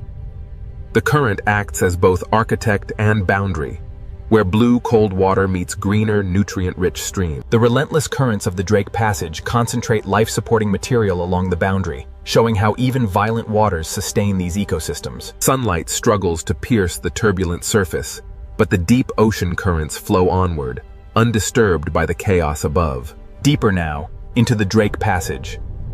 This vast underwater current acts as the throat of a global circulation system. As the deep currents wrap around Antarctica, they accelerate, squeezing through the Drake Passage and continuing their journey northward, driving the planet's climate. As the visualization fades, we enter the Drake Passage, where the Antarctic current flows unimpeded. The deeper we descend beneath the Drake Passage, the heavier the pressure, yet the Antarctic circumpolar current surges onward. The deep ocean currents, vast and powerful, begin to shift. They twist around unseen terrain, foreshadowing the hidden ridges and basins far below. The deep ocean is never still. Here, the currents bend and twist, forming powerful vortices that shape the underwater landscape. The sea appears simultaneously chaotic and organized as the eddies stretch and break apart. Eventually, the steady eastward. As we ascend, the true complexity of the Drake Passage reveals itself. Beneath the raging storm, the deeper currents flow. Here, between the surface turbulence and the deeper currents, lies the true nature of the Drake Passage, a powerful gateway in the world ocean. Here, the ocean is a moving archive, a vast repository of temperature, salt, carbon and energy flowing around the Antarctic continent. Here, in the depths of the Drake Passage, the strongest forces move silently, an immense current carrying particles through the dark water. While the storm rages on the surface far above, the Antarctic circumpolar current holds its steady, immense path through the dark ocean depths. Below the waves, the silent power of the depths. The immense currents of the Drake Passage begin to reveal the contours of the hidden seafloor far below. Even here, in the crushing dark of the deep ocean, hidden mountains rise, steering the powerful flow of planetary water. The ocean floor is far from empty. It is architectural, a realm of hidden walls beneath the violent surface. As the circulation tightens into faster streams, the focus shifts to the shape of the seafloor. Here, the true power. The seafloor beneath Drake Passage is not passive, but actively reshapes the current.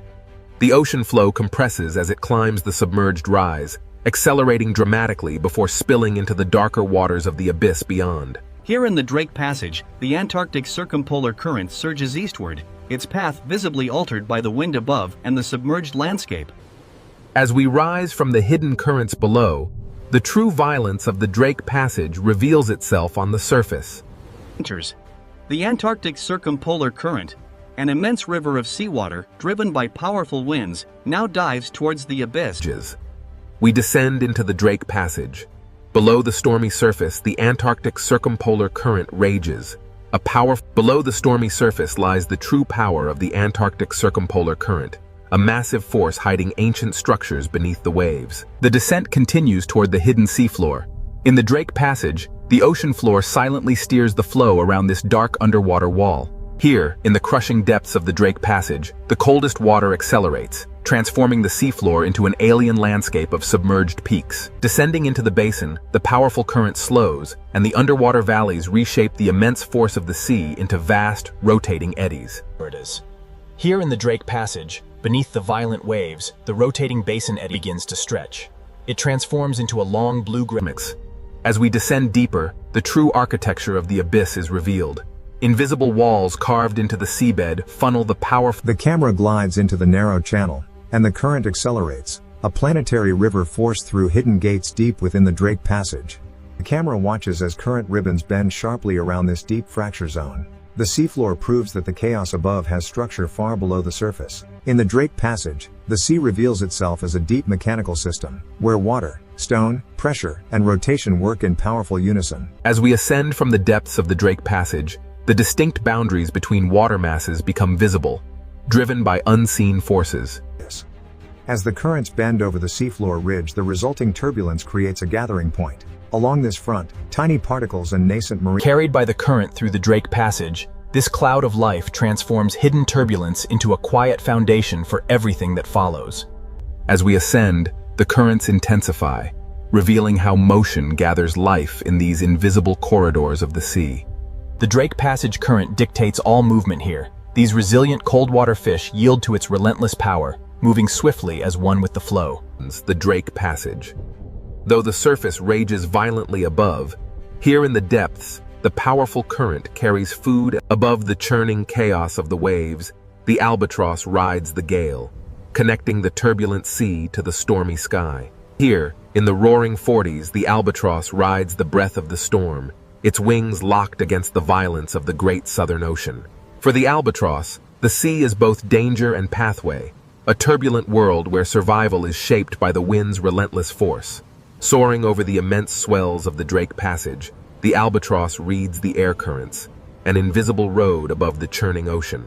Relying entirely on the wind, the albatross banks sharply. The ocean surface below traces its path in white foam, a testament to its Here, amidst the endless swells of the Drake Passage, survival depends on motion, not resistance. The albatross dips low, braving the spray of the cresting wave. For a moment, it is lost to the mist, only to emerge stronger than before. The Drake Passage shows no mercy, yet the albatross moves with an effortless grace perfectly adapted to this violent world. But the calm flight is merely a prelude. Ahead, the ocean's true power stirs, drawing life from the depths.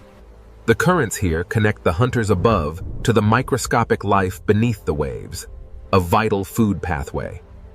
The sea current quietly carries the base of the food web beneath the surface, a stream of life sustaining the inhabitants of this cold, blue expanse.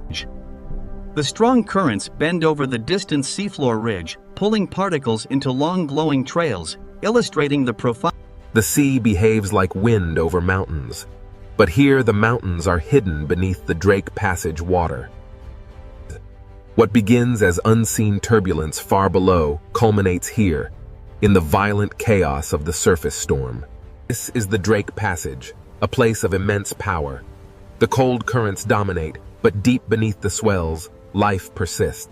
In the unforgiving waters of the Drake Passage, even the largest leviathan is quickly swallowed by the storm.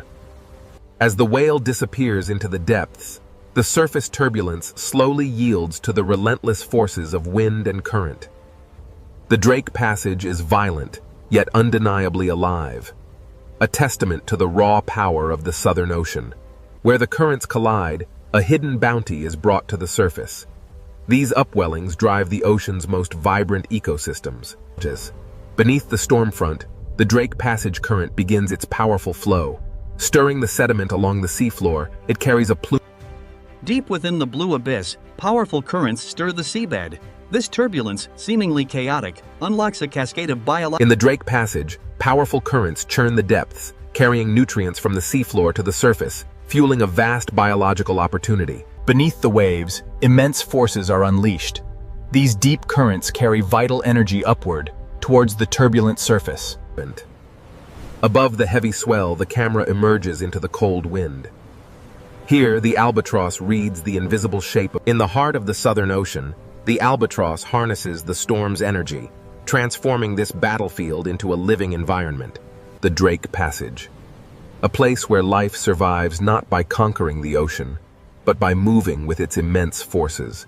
The same powerful forces that shape the life within these waters will soon carry the immense icebergs of Antarctica north, altering everything in their path. Here, in the tumultuous waters of the Drake Passage, the powerful currents signal a dramatic shift towards the icy frontiers of the south. Types. But through the churning mist and violent swells, something emerges on the horizon, a shape unlike water or cloud. Signals. As the great ice sheets meet the warming ocean, they release ancient bubbles of air, trapped for millennia. The camera follows the faint freshwater ribbons as they mix into the darker seawater.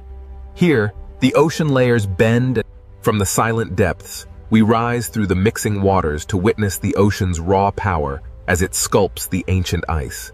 The Drake Passage, a crucible of storms, now carries these fragments of Antarctica out into the wider world, a journey fueled by the powerful Southern Ocean currents. Driven by the relentless power of the waves, these fragments begin their journey, evidence of the ocean's transformative force on the ancient ice. Here, at the edge of the world, massive icebergs begin their long, arduous journey north, battling the ferocious power of the Southern Ocean. Here, the raw power of the polar sea is unleashed, a dramatic display of nature's relentless force against the ancient ice. Turning seaward, the icebergs recede into the mist. This is where the frozen realm meets the turbulent, living waters. In the relentless churn of the Southern Ocean, even the most colossal ice formations are fleeting. The water is eternal. Beyond the frozen gateway lies the Weddell Sea, an unbroken expanse, stretching toward the Antarctic Peninsula. Here, in the Drake Passage, the relentless Antarctic circumpolar current pulls the ice fragments eastward, a hidden force beneath the waves. Here, beneath the surface, the sea moves both ice and water through the same planetary pathway. Here, the ancient ice surrenders its form. The cold freshwater descends, a memory merging with the deep, shaping the currents of tomorrow. This is where temperature, salt, and ice converge. A visible climate space formed by the meeting of distinct ocean currents and freshwater plumes. Driven by powerful winds, the Antarctic circumpolar current relentlessly circles the frozen continent, accelerating as it is forced through the gauntlet of the Drake Passage. The abstract visualizations give way to the raw power of the ocean. Here, where warm and cold waters collide. The storm rages, yet life persists even here. And amidst the chaos, this small buoy measures the ocean's violent power. Monitoring the relentless movement of the Drake Passage, this silent sentinel measures the vital statistics: temperature, salinity, current, and pressure. While the surface rages, the true symphony of the deep remains hidden. Here, science listens passively to the ocean's uncontrolled voice as the instrument recedes, the true observatory reveals itself. The Drake Passage carries secrets through its layers. The data reveals a stark reality. Deep currents are accelerating, linking the silent depths to the increasing violence of the sea. Here, beneath the waves, we witness the raw power of the Drake Passage, a crucible where atmosphere, ocean, and ice collide. As the atmosphere meets the ocean and the ice, the relentless waves continue to carve its base, slowly reshaping this fragment of the frozen continent. A powerful yet subtle shift. The meltwater drips from the ancient blue ice, joining the vast global circulation. As the wind strengthens, the sea becomes a violent force.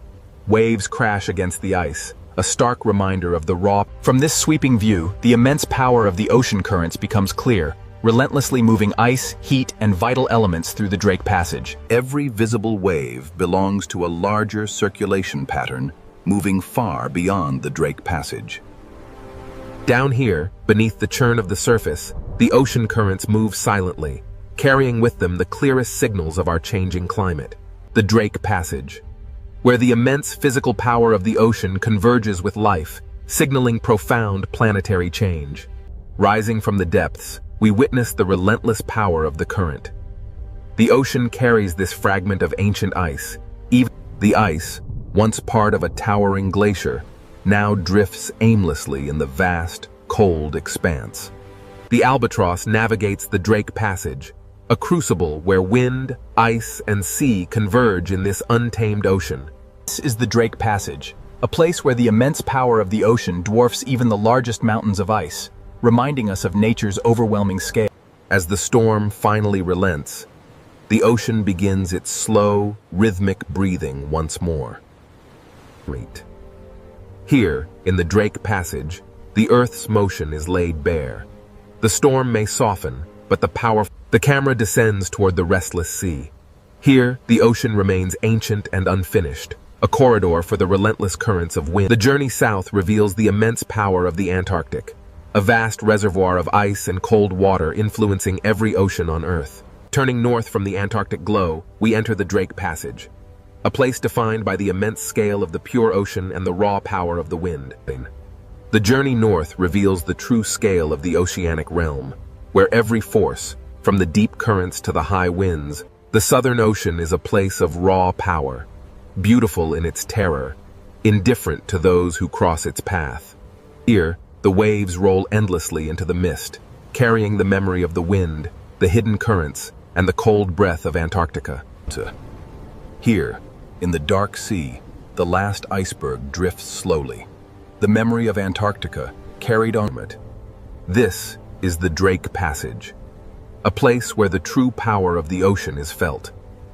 No map between Cape Horn and the frozen continent, the Drake Passage reveals its true power, an untamable force where sky and sea merge. The Drake Passage, a fitting end to our journey, reminding us that this world remains wild, powerful, and utterly beyond our control. From above, the Pacific Ocean looks peaceful, endless, and almost motionless. But beneath this beautiful ocean surface, the planet is not still. The ocean hides a world of pressure, heat, stone, and movement. What seems like silence is only the surface of a much larger story. We now descend into the Pacific Ocean, where the hidden power begins. Above us, the ocean is bright. Below us, the earth begins to reveal itself. The deeper we go, the more the ocean changes from beauty into mystery. The Pacific Ocean is not only a body of water, it is a cover over a moving world. Below this ocean, entire plates of rock move slowly through time. They move too slowly for the eye to see, yet strongly enough to shape the planet. This ocean floor is not an empty place. It is a map written in stone. Every crack beneath the ocean tells us that Earth's crust is under pressure. Here, beneath the Pacific Ocean, pressure builds where no sunlight reaches. The surface above may be calm, but this hidden ocean floor is constantly changing. If the ocean water vanished, the Pacific would not look smooth at all. It would reveal mountains, trenches, fracture zones, and scars carved into the ocean floor. Some of these ocean trenches are deeper than mountains are tall. These are not empty holes in the ocean. They are places where Earth's crust bends downward. At the edges of the Pacific Ocean, one plate can be forced beneath another. This slow descent is the beginning of the Ring of Fire. The Ring of Fire is not a perfect circle of flames. It is a horseshoe of geological pressure around the Pacific Ocean. Around this ocean, tectonic plates meet, collide, slide, sink, and fracture. This hidden boundary crosses the edges of continents, island arcs, and deep ocean basins. Volcanoes rise here because the ocean floor is being recycled into the planet. Some volcanoes reach the sky as islands. Others remain hidden forever beneath the ocean. The ocean hides much of Earth's volcanic power from human eyes. Here, fire does not need the open air. It can build new rock beneath the sea. Under the Pacific Ocean, heat, water, and stone meet in darkness. The seafloor itself seems to breathe where Earth's interior reaches the ocean.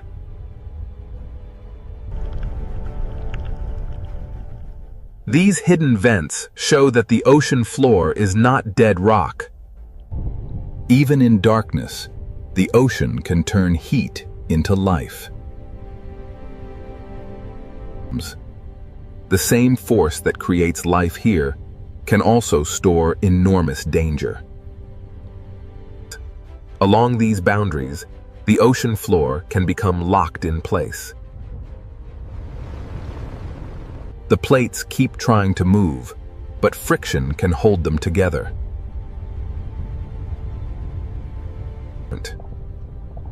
Stress can gather beneath the ocean for decades, or even centuries. The quiet years are not proof that nothing is happening.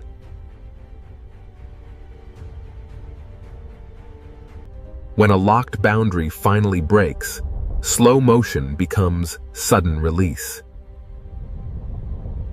This is how the hidden ocean floor can become the source of a powerful earthquake.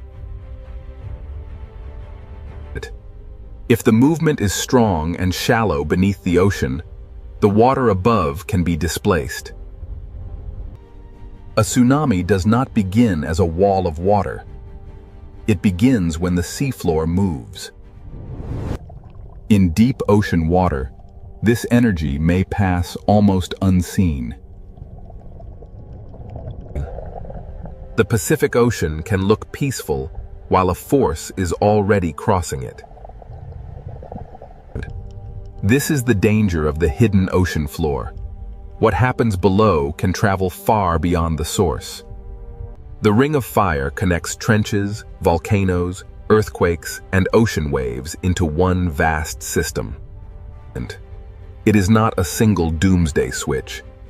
It is a long chain of active tectonic edges. The scale is difficult to imagine because the ocean hides almost everything.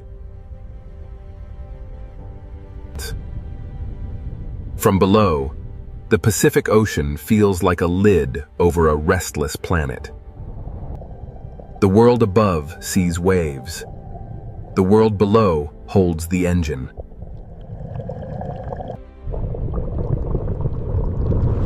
Now we understand why the calm ocean surface can be misleading. Beneath the Pacific Ocean, stone descends, melts, rises, locks, and waits. To understand this hidden power, we must follow the ocean floor downward into the process that drives it all. The Ring of Fire begins not with flame, but with descent. In the next part, we enter the subduction zone, where the ocean floor is pulled back into Earth. Here, beneath the Pacific Ocean, the Ring of Fire begins not with flame, but with descent. At the edge of the Pacific Ocean, one massive plate is being pulled beneath another. This process is called subduction. the slow return of the ocean floor into Earth. Oceanic crust is colder and denser than the rock above it, so gravity helps pull it down. The movement is slow, often only a few centimeters each year, but its power is enormous. A motion too slow to watch can still reshape the entire ocean basin. As the ocean floor sinks, it drags sediment, water, and ancient rock downward with it. Water trapped inside minerals begins a journey deep beneath the Pacific Ocean. As the slab sinks, pressure rises, temperature increases, and the hidden chemistry begins to change. The ocean floor does not simply disappear. It transforms the world around it. Water released from the descending ocean plate lowers the melting point of surrounding rock. This is where magma begins, not from random fire, but from pressure, water, and heat. Above the sinking slab, the deep earth starts to melt. The magma rises because it is hotter and lighter than the rock around it. Over time, these rising paths can feed volcanoes beneath the Pacific Ocean. This is why the Ring of Fire is lined with volcanoes. The fire begins deep below, but the ocean hides its first signs. Some magma builds new seafloor without ever touching the sky. When lava meets cold ocean water, it cools quickly and hardens into new stone. The Pacific Ocean floor is not only being destroyed at trenches, it is also being created by volcanic heat. Subduction destroys old crust, but it also gives birth to volcanic arcs and new terrain.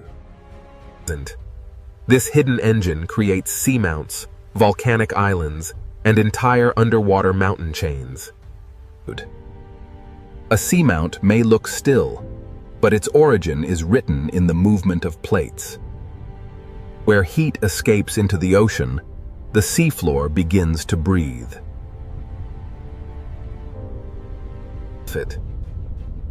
Hydrothermal vents are signs that Earth's interior is reaching into the ocean. Minerals carried by hot water build chimneys in the darkness of the Pacific Ocean. In this hidden ocean world, heat becomes chemistry, and chemistry can become life. Even without sunlight, the ocean can support life near the heat of the Earth. Subduction is not only a destructive force, it is also a creator of hidden ecosystems. But the same process that creates heat and life also stores danger along locked boundaries.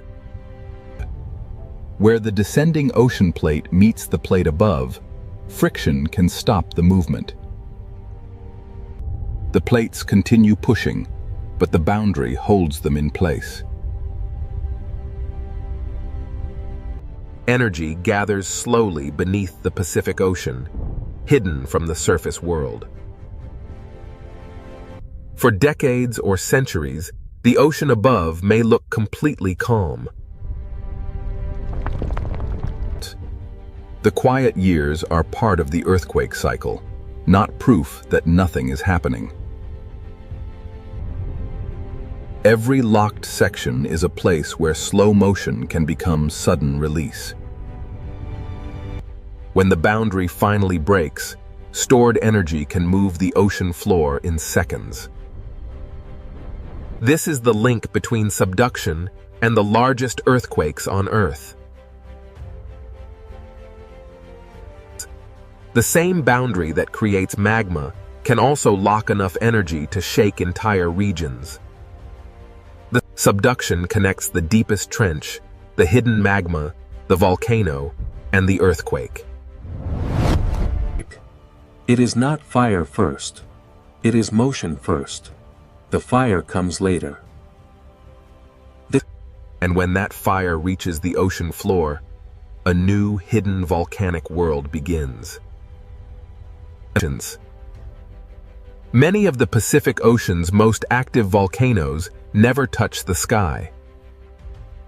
They erupt in darkness, under pressure, surrounded by cold seawater.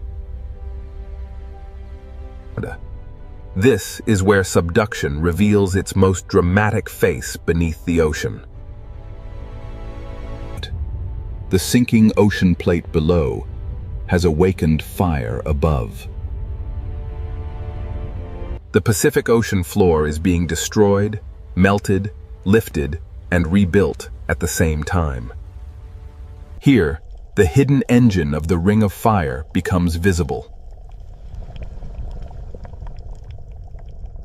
Subduction explains why the Pacific Ocean holds trenches, volcanoes, earthquakes, and tsunami danger in one system.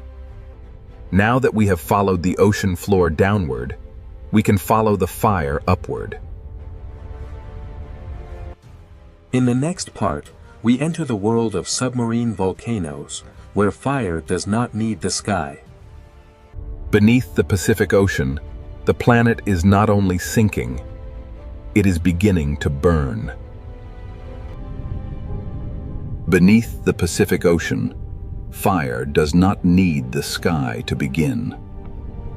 Here, the Ring of Fire reveals itself in darkness, pressure, and silence. Most people imagine volcanoes reaching into the air, but many are hidden beneath the ocean. This volcano has no ash cloud, no mountain skyline, and no watching crowd.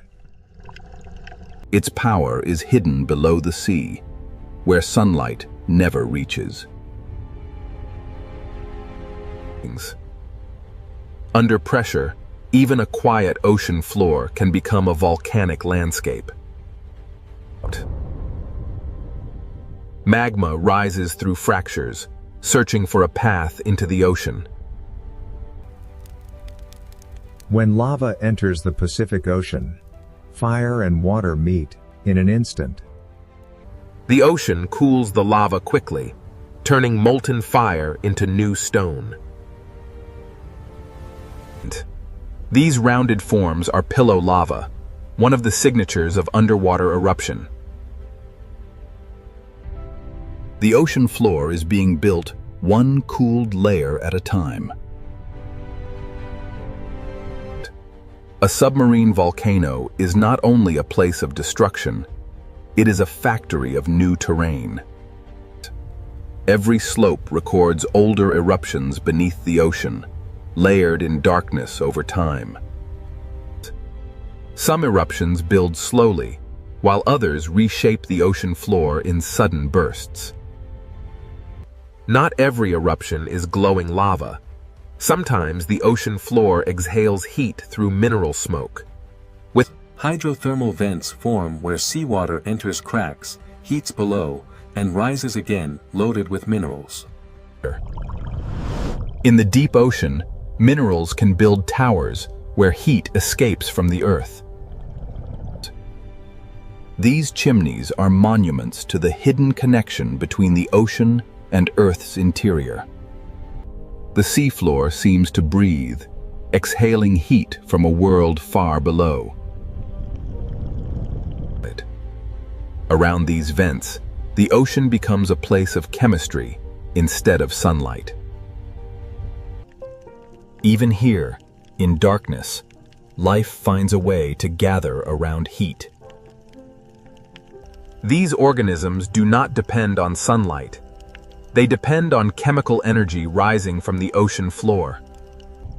Microbes turn minerals into energy, and that energy supports an entire community. The same heat that can destroy also creates a place where life can survive. This is the great contrast of the Ring of Fire beneath the ocean. It buries old crust, builds new ground, and changes the shape of the seafloor. A volcano beneath the ocean can grow silently for centuries. Layer by layer, eruption by eruption, it becomes part of the underwater landscape. Underwater volcanoes are difficult to see, but their signs are written in heat, bubbles, and stone. An eruption beneath the ocean may leave only chemical changes, floating pumice, and evidence on the seabed. But the ocean hides the drama, but it cannot erase the record.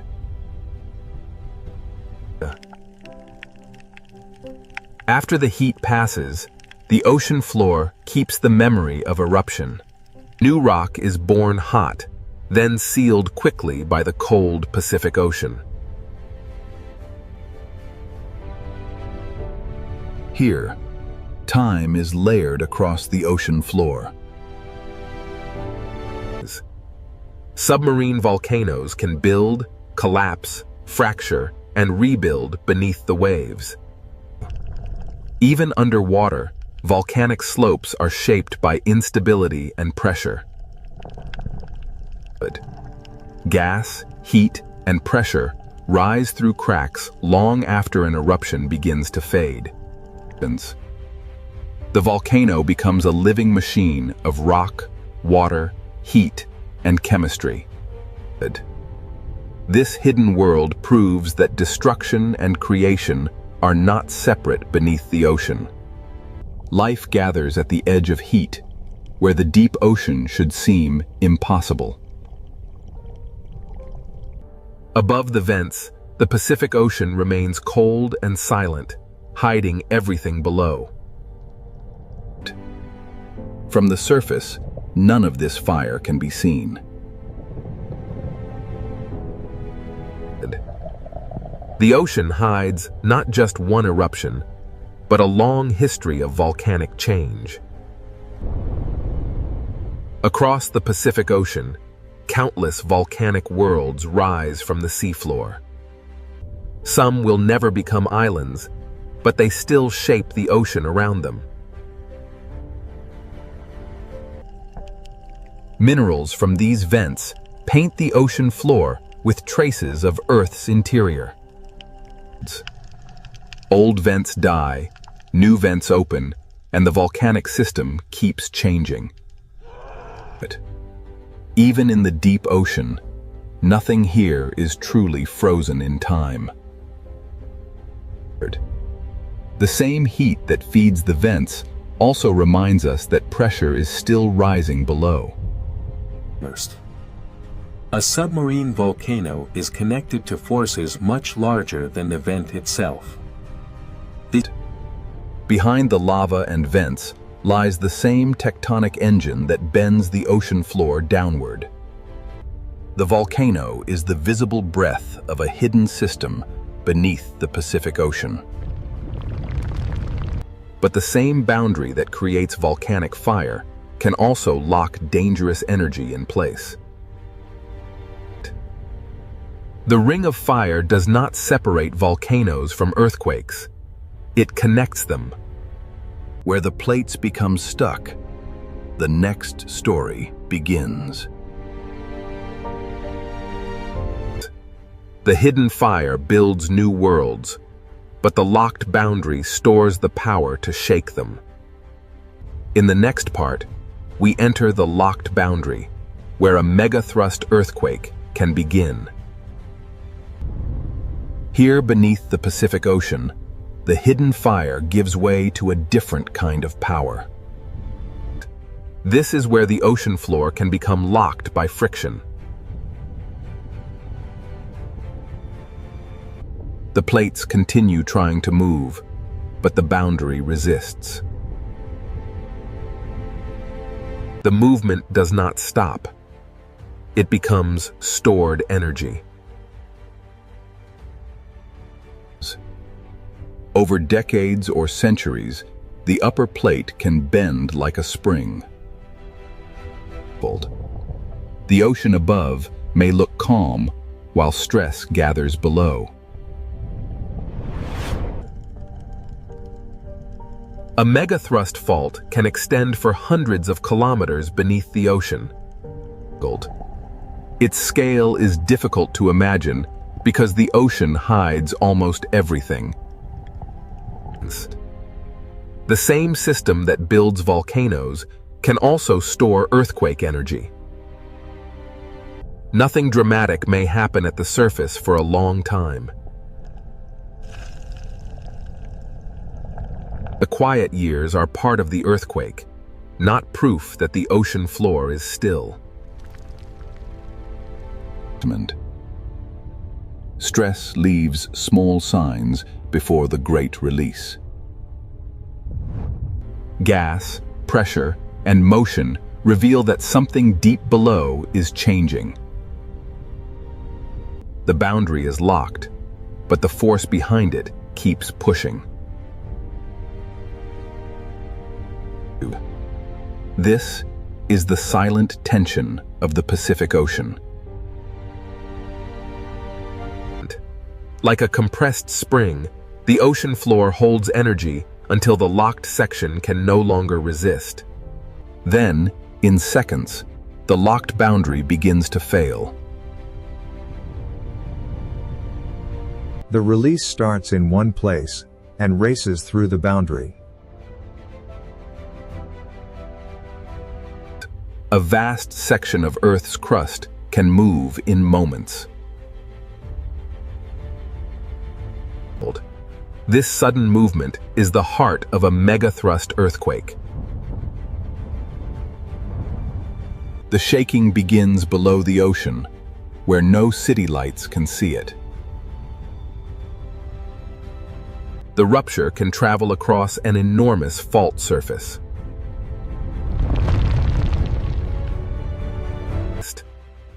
This is why the largest earthquakes on Earth are often born at subduction zones. When the ocean floor moves vertically, the water above cannot remain still.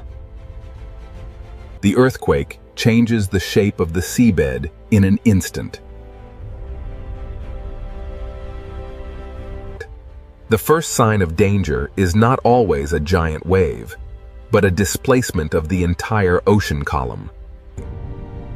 Far above, the ocean surface may still appear peaceful. But the source has already released energy into the sea. Not every part of the boundary moves the same way. After the main break, the ocean floor may continue adjusting.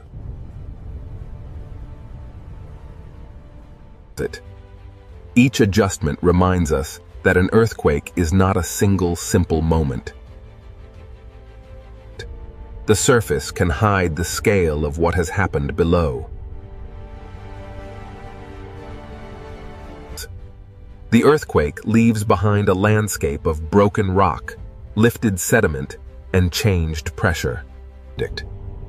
A fault scar on the ocean floor is the visible wound of hidden energy release. If enough seafloor moves upward or downward, the ocean itself begins to respond. This is the moment when an earthquake can become something more than shaking. The entire column of ocean water can be disturbed from seafloor to surface. A movement in darkness can send energy toward distant coastlines. In deep water, this energy may travel almost unseen. The rupture may last only moments, but the consequences can travel across the ocean. Subduction, friction, rupture, and displacement are linked in one hidden chain. Even after one section breaks, other parts of the ocean boundary may continue to store energy. This is why the Ring of Fire must be understood as a long-term system, not a single event. The Earth is not angry. It is releasing stress stored in stone. From above, the Pacific Ocean may still look unchanged. But beneath that calm ocean surface, the seafloor has already moved.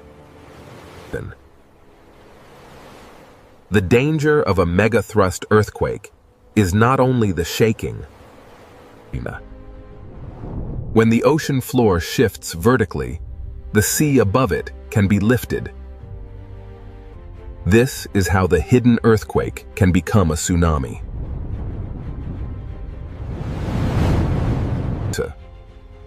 A tsunami begins not as a towering wave, but as the ocean being displaced.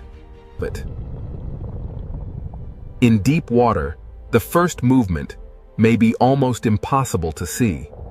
In the next part, we follow that energy as it crosses the Pacific Ocean and becomes a tsunami. Beneath the ocean, the boundary has broken. Now the water begins to move.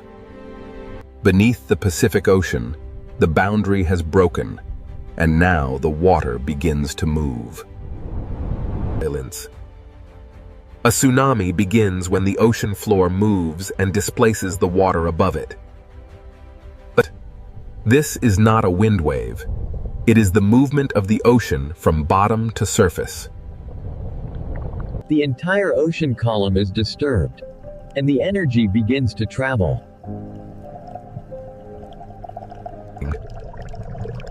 In the deep Pacific Ocean, the first sign of a tsunami may be almost invisible. The source may be hidden beneath the sea, but the energy does not stay there. A tsunami can cross enormous distances while the ocean surface still looks calm. But far from shore, the Pacific Ocean may show almost no dramatic height. The danger is not always in what the eye can see.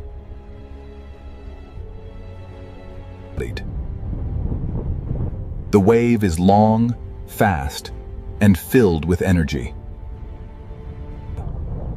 Across the Pacific Ocean, the energy moves over landscapes hidden far below the surface. Even underwater mountains feel only a passing motion as the energy continues outward. In deep water, the tsunami is not yet the image people fear. It is not a wall from nowhere. It is energy moving through water. Rock moved first, water followed, and now the ocean carries the message. From above, the Pacific Ocean can still look peaceful while the force is already traveling. This is why tsunamis are so dangerous. The ocean can hide them until they approach shallow water. As the wave nears of shallower ocean, the story begins to change. The ocean becomes shallower, and the long wave begins to slow. The seafloor starts to slow the wave from below.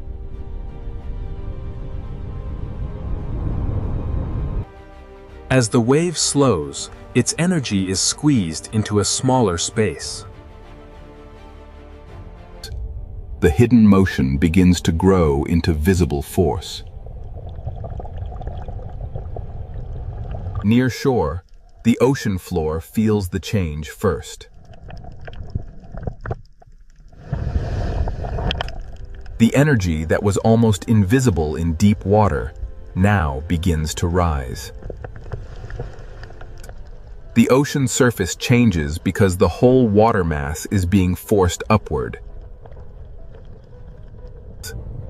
What was low and fast in deep water becomes higher and more dangerous near shore. A tsunami near shallow water is not just a wave. It is a moving mass of ocean.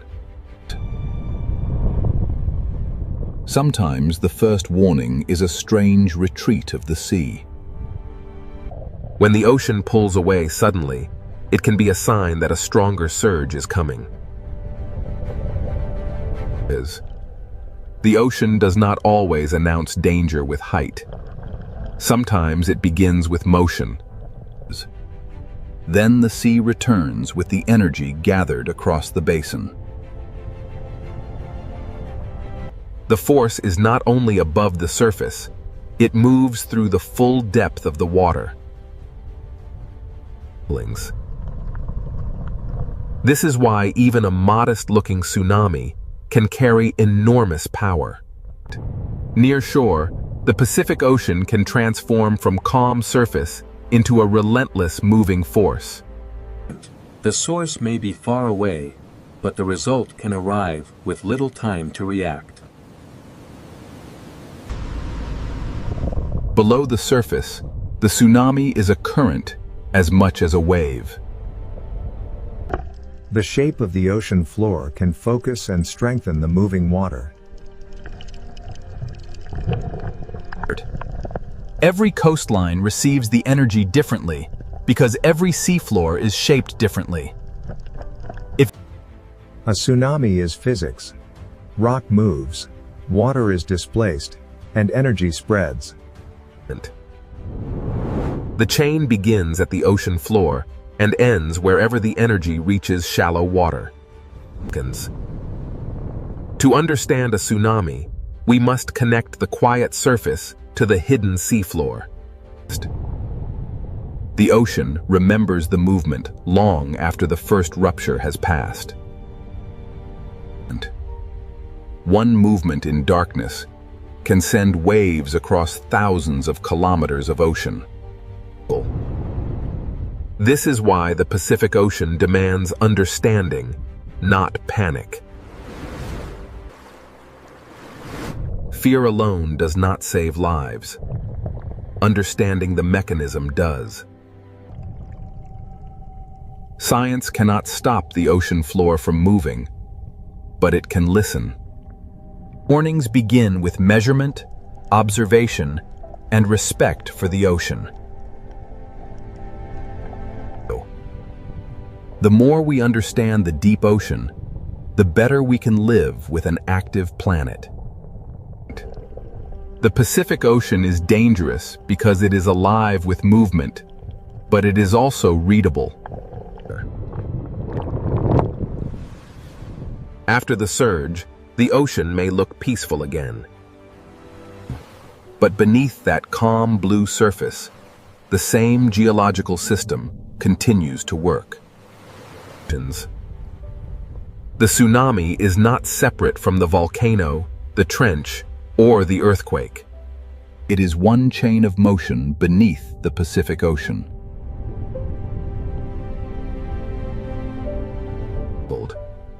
Even after disturbance, the deep ocean continues to create life around heat. The same hidden forces that can threaten coastlines also build new worlds beneath the sea. The Ring of Fire is both warning and creation, danger and renewal.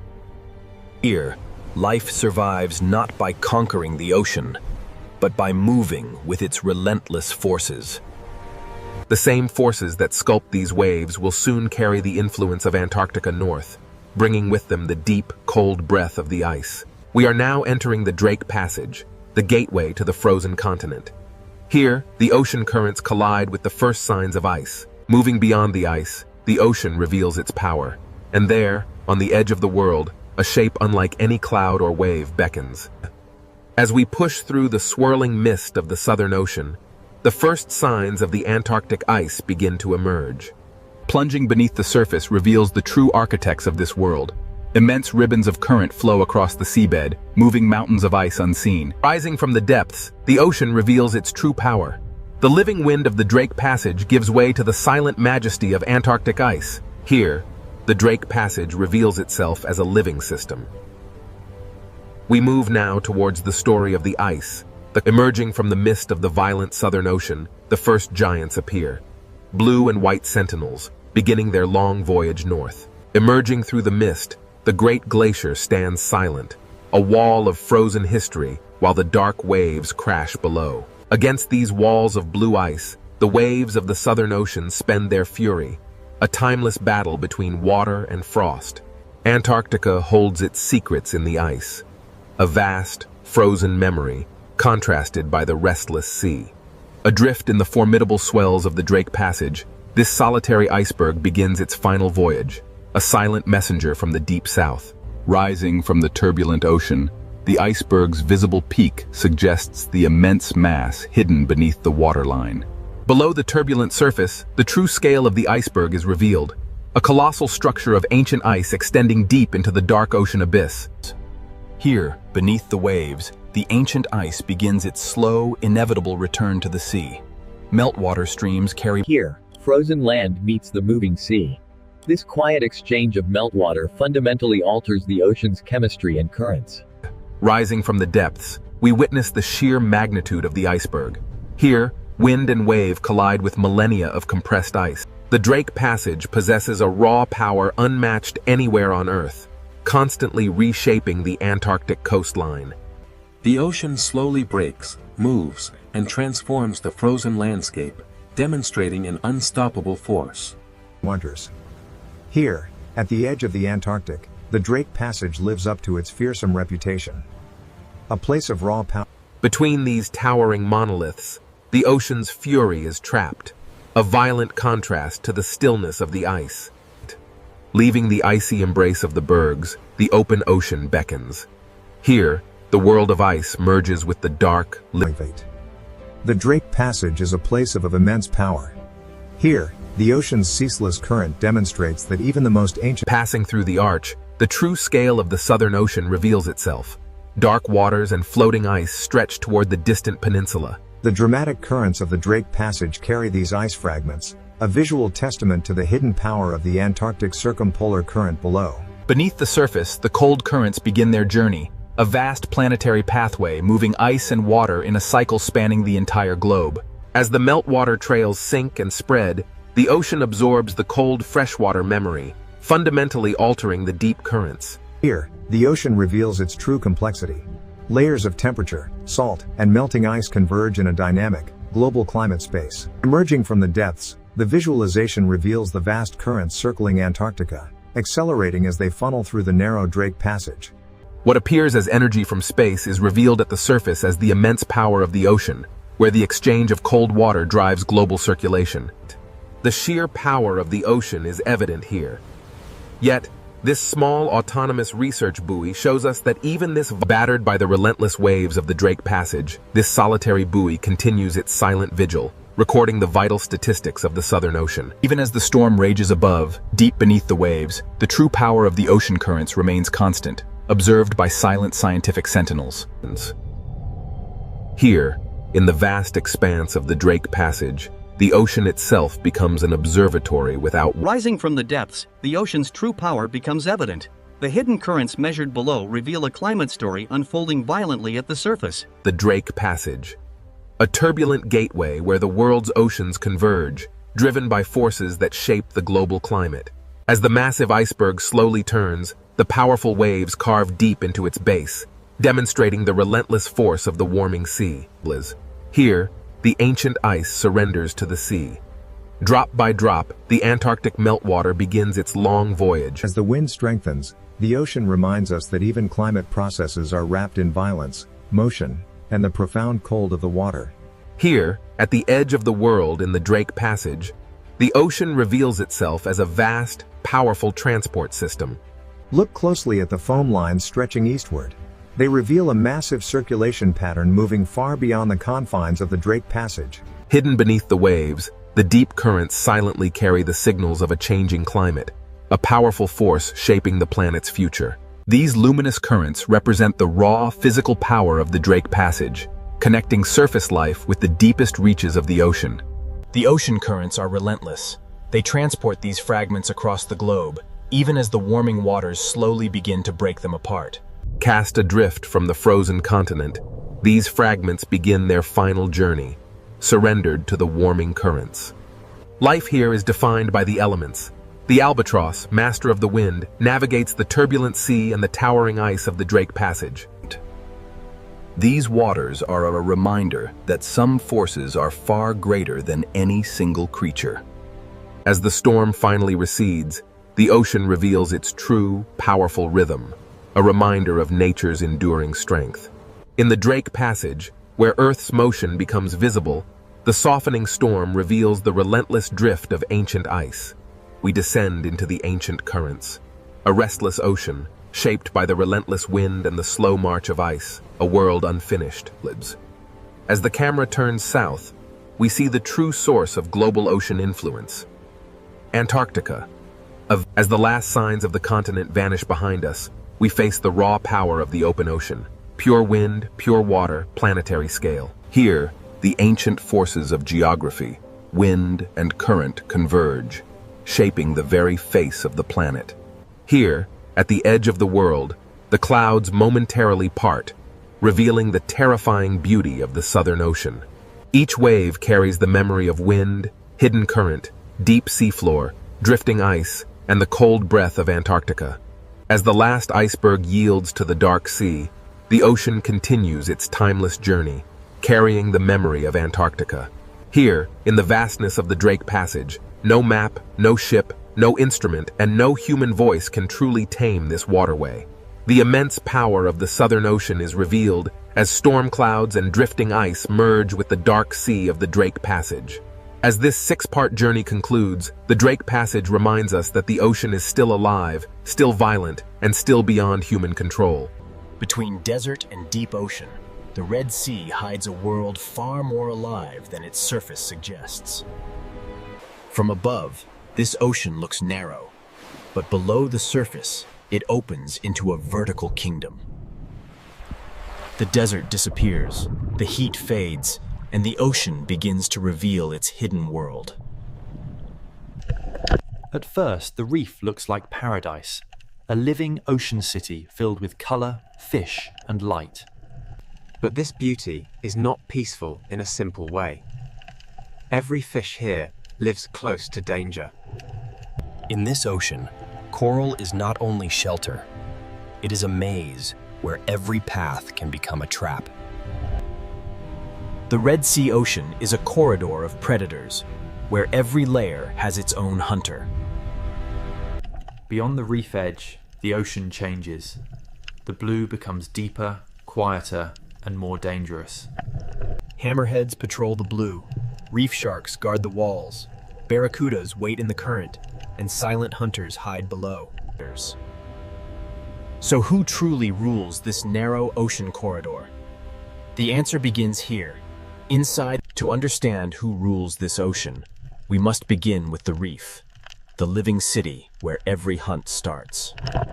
For small fish, the reef is protection. But for predators, it is also a map. Every shape has meaning here. A narrow branch can save a fish, and a narrow passage can guide it toward danger. In this ocean, fear moves faster than teeth. One shadow can change the entire reef. The reef does not simply hold life, it organizes life, forcing fish, hunters, and currents into patterns. Even the open sand is part of the ocean's design. It looks empty, but hidden hunters may be waiting below. Power in the ocean does not always come from above. Sometimes it waits silently beneath the floor. The Red Sea Ocean is narrow from above, but underwater it rises in layers, and each layer has its own danger. Where the reef ends, the blue begins. And in that open ocean, a different kind of ruler moves. This is why the question is not only which creature is strongest. The real question is, which predator controls which layer of the ocean? Beyond the reef wall, the Red Sea Ocean opens into a deeper world, where distance itself becomes power. The hammerhead does not need to rush. Its shape alone tells every fish that the open ocean is not empty. Its strange head is not a mystery of design. It is a living sensor built to read the ocean. This predator connects layers, from coral walls to deeper water, from visible reef to hidden blue. The Red Sea Ocean is not only narrow, it is vertical, and the hammerhead uses that vertical world. Down here, the reef is no longer a city of color. It becomes a memory of light above the hunter. Its presence travels ahead of its body. The fish feel the pressure before the shadow fully arrives. The hammerhead may rule the blue edge, but the reef itself still protects those fast enough to read the warning. In this ocean corridor, even after the shadow leaves, the behavior of the reef has already changed. But the hammerhead does not rule the coral itself. Closer to the reef, another hunter keeps the ocean city alert. But the hammerhead does not rule the coral itself. Closer to the reef, another hunter keeps the ocean city alert. A reef shark does not need violence to command attention.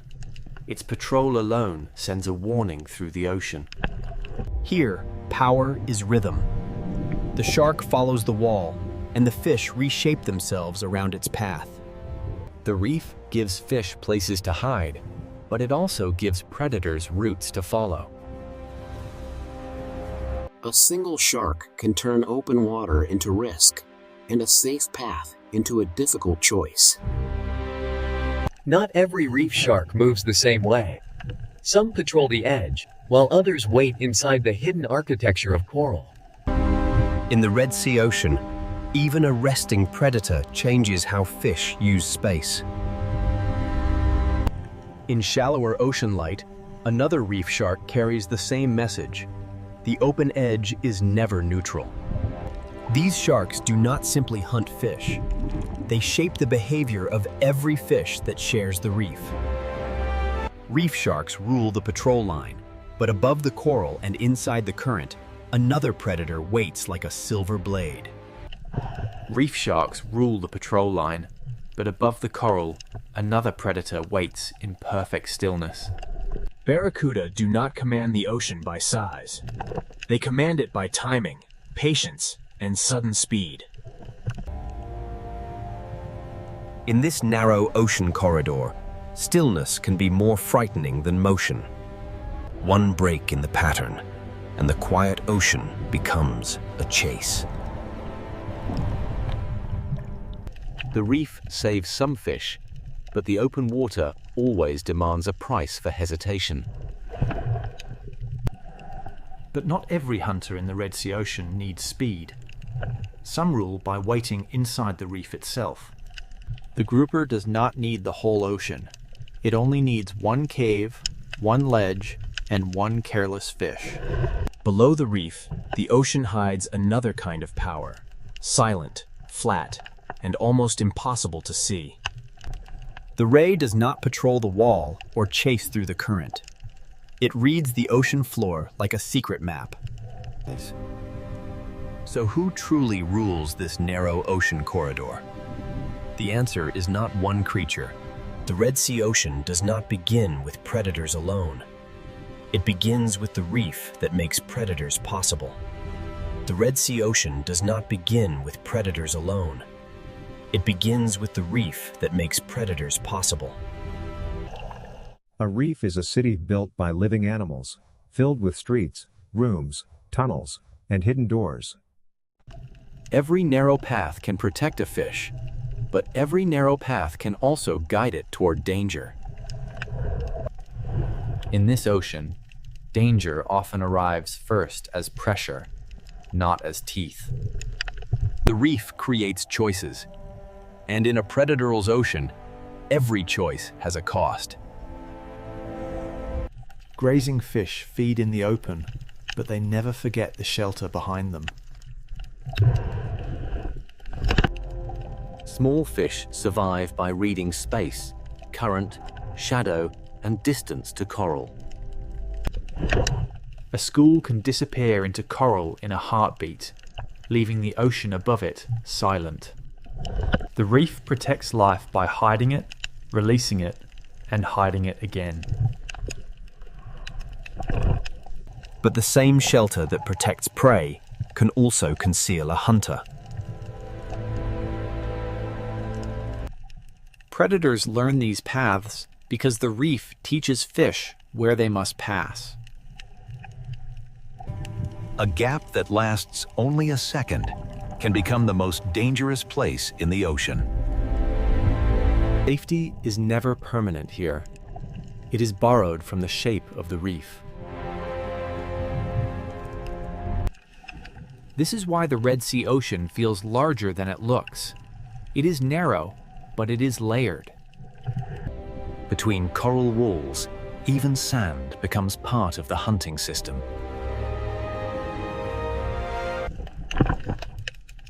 What looks empty from above may be crowded with hidden life below. The reef connects the bottom, the wall, the current, and the blue water beyond. A shallow coral garden can become a deep wall in only a few meters. At this edge, the ocean is divided into those who hide and those who hunt. Current turns the reef into motion, and motion reveals where fish must go. To feed in the current, fish must risk exposure. To survive, they must measure every meter. Not every predator is a giant. Some are smaller pressures that keep the reef alert. In the reef city, position can matter more than speed. A healthy reef supports many kinds of fish because it creates many kinds of opportunity. Where there are many fish, there are many eyes, many warnings, and many chances for a hunter. The reef can look peaceful until every fish vanishes at once.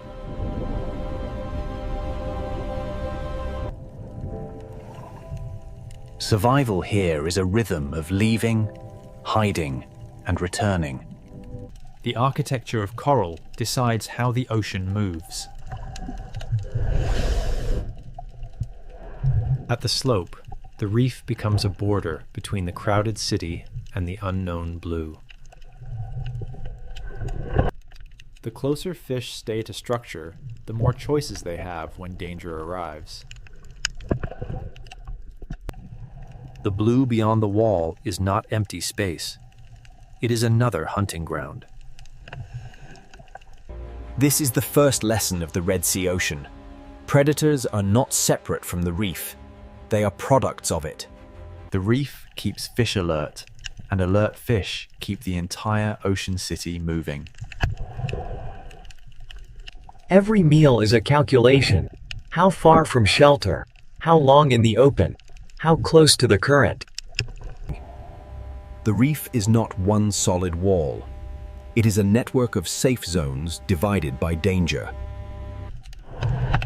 Ambush does not need open space. It needs a place where prey must pass. Even one coral tower can contain many worlds: surface, shelter, shadow, and risk. The more complex the coral, the more complex the hunt becomes. A healthy reef creates density, and density brings both abundance and danger. Where current touches coral, food arrives, fish gather, and predators learn to wait. Where current touches coral, food arrives, fish gather, and predators learn to wait. Above the coral is opportunity. Inside the coral is safety. Between them is the risk that shapes every fish. The reef begins every hunt, but not every hunter stays inside it. The reef surface holds small fish, the caves hold patience, the sand holds secrets, and the blue holds distance. Where the wall ends, the reef stops controlling everything, and the open ocean begins to take over. This boundary is one of the Red Sea's most powerful places, where shelter ends and true open water begins. Beyond the reef, power belongs to animals that can read distance, depth, and current. And when the reef wall falls away, one of the red seer's most iconic shadows begins to appear. The reef has shown us where every hunt begins. Now the ocean will show us what moves beyond its walls.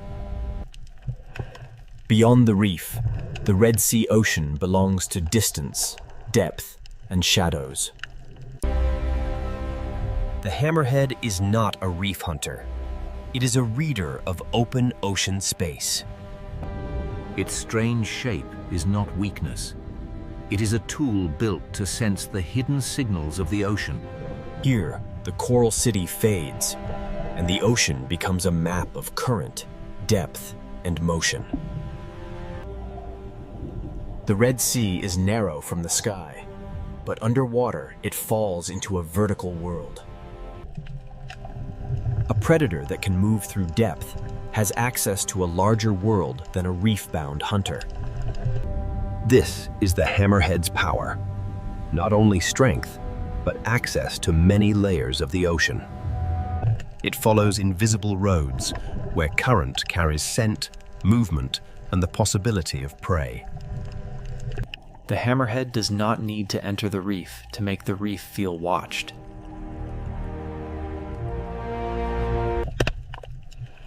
Small fish answer the shark with distance, shelter, and sudden silence. This is not the rule of constant attack. This is the rule of presence. Its body is built to search, to sense, and to move across ocean space with patience. Farther from coral, the ocean becomes less visible, but not less alive. Out here, the hunter belongs to the space between what can be seen and what can only be sensed. When it returns toward the reef, the ocean reacts before the shadow reaches the wall. The hammerhead rules the open edge, but coral still gives smaller fish a chance. From inside the reef, the blue ocean is not empty beauty. It is exposure. A single passing shadow can freeze a reef more completely than a sudden strike. When the hammerhead leaves, the fish move again, but the memory of the open blue remains. When the hammerhead leaves, the fish move again, but the memory of the open blue remains. But the hammerhead does not rule the coral itself.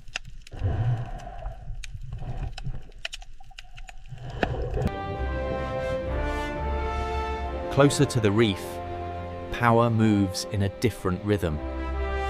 Here, the reef shark becomes the moving pressure along the coral border.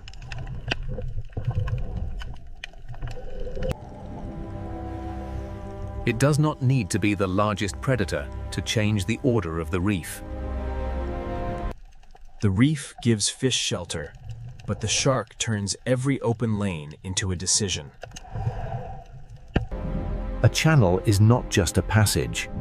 With a shark nearby, it becomes a test. The reef shark reads edges, walls, current, and hesitation. Its power is not chaos. Its power is order. Once the patrol passes, the reef relaxes, but never completely. Some reef sharks patrol in motion. Others turn the hidden spaces of coral into quiet danger. Even resting, a predator changes the way fish approach the reef. In shallower light, another shark carries the same ancient pressure.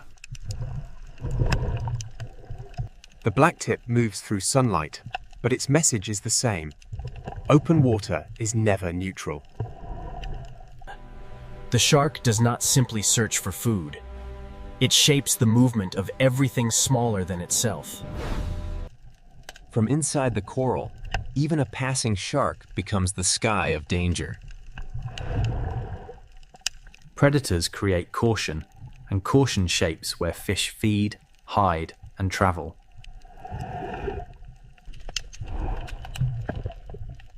This is why reef sharks matter, even when they do not strike. Walls, channels, slopes, and currents give sharks edges to follow. The reef learns the rhythm of patrol, and every fish inside it learns to answer. Current brings information, and a shark knows how to read it.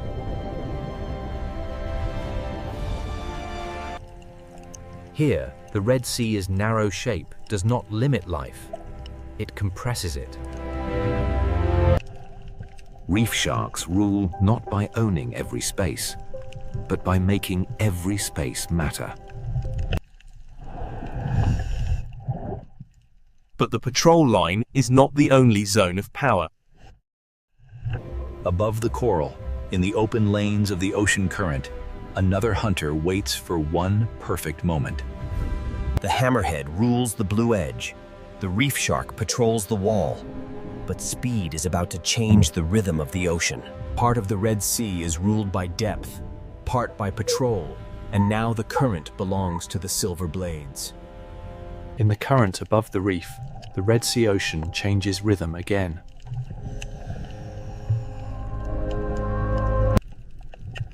Barracuda do not rule by size. They rule by stillness before speed. The ocean looks calm, but every fish beneath them is calculating distance to shelter. For prey, the reef is safety.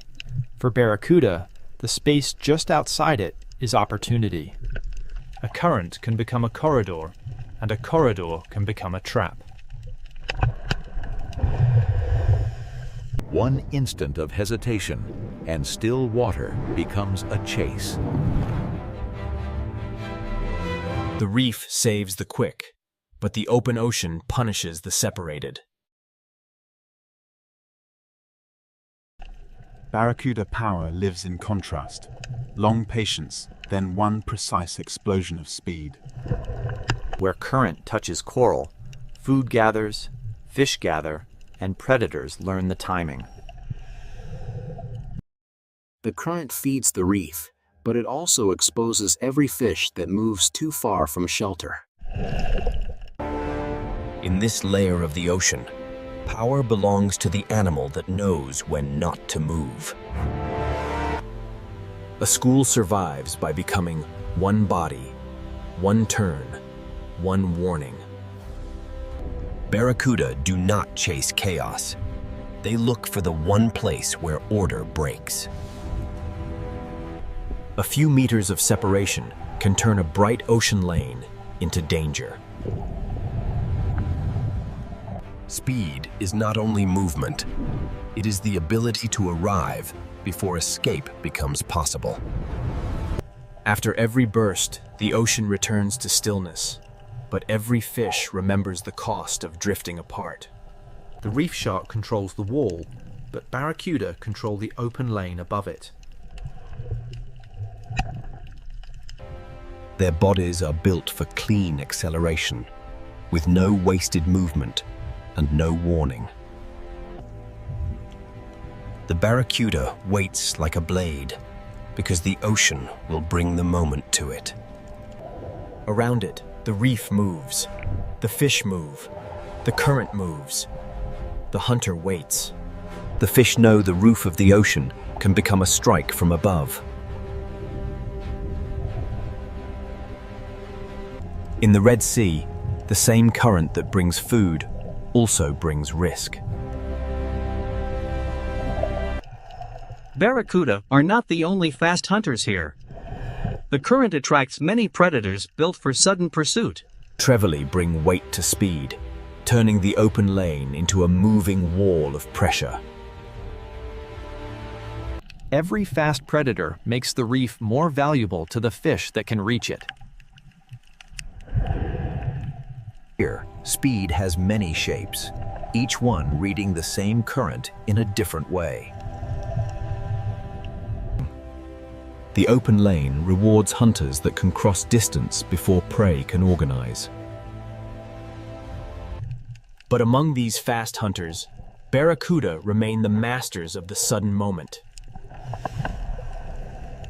The reef creates the passage, the current sets the direction, and the barracuda waits where both become one. This is not random hunting. It is structure, timing, and reaction. In the rule of reaction time, survival belongs to those who turn first. Speed rules the open lane, but coral still rules the final refuge. This is why no predator controls the whole ocean. Each ruler has a boundary. After the chase, the reef becomes more cautious, more organized, more alive to danger. Predators shape the ocean even when they do not feed.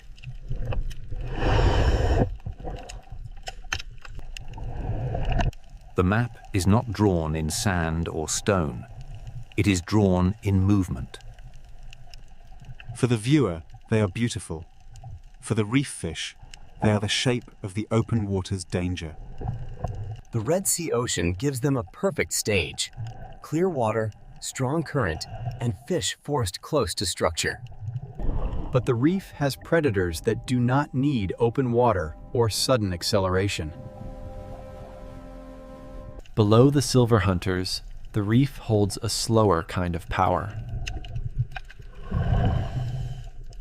Here, dominance is not measured in speed, but in position.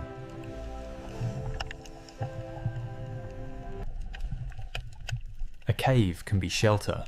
It can also be a mouth in the architecture of the reef. After the speed of the current, the Red Sea Ocean now reveals the power of waiting. The current belongs to the silver blades, but the caves belong to hunters that never need to chase. To understand the next ruler of the Red Sea, we must leave speed behind and enter the shadows. In the next layer, the Red Sea Ocean will show us that silence can be just as dangerous as speed. Here, the Red Sea Ocean leaves speed behind and enters the kingdom of patience. The grouper does not need open ocean speed. It controls one place completely. Its greatest weapon is not only its body, it is position. The reef builds the stage, and the grouper chooses the best place on it. A predator does not need to strike to control the movement of fish. This is ownership through stillness, a small kingdom ruled by waiting. In the reef, the most dangerous distance can be the last few inches. A ledge is not just rock. It is a boundary between visibility and surprise. The Red Sea Reef is full of doors, but not every door leads to safety. The grouper's world is not wide like the hammerheads, but inside this structure, its control is complete. And in smaller cracks of the same ocean city, another hidden hunter waits. The moray does not need a wide territory. It turns a crack in the reef into danger. In this layer of the ocean, visibility belongs to prey, but concealment belongs to the hunter. The reef does not only create shelter for fish, it creates invisibility for predators. Every fish that passes this crack must decide how close is too close. Inside the reef, the ocean becomes a maze of safe routes and forbidden openings. Some predators dominate by making fish avoid spaces they cannot see into. The reef gives life many exits, but every exit opens into another risk. Grouper and moray share the same lesson. In the reef, structure can be stronger than speed. But not all hidden power waits inside the coral.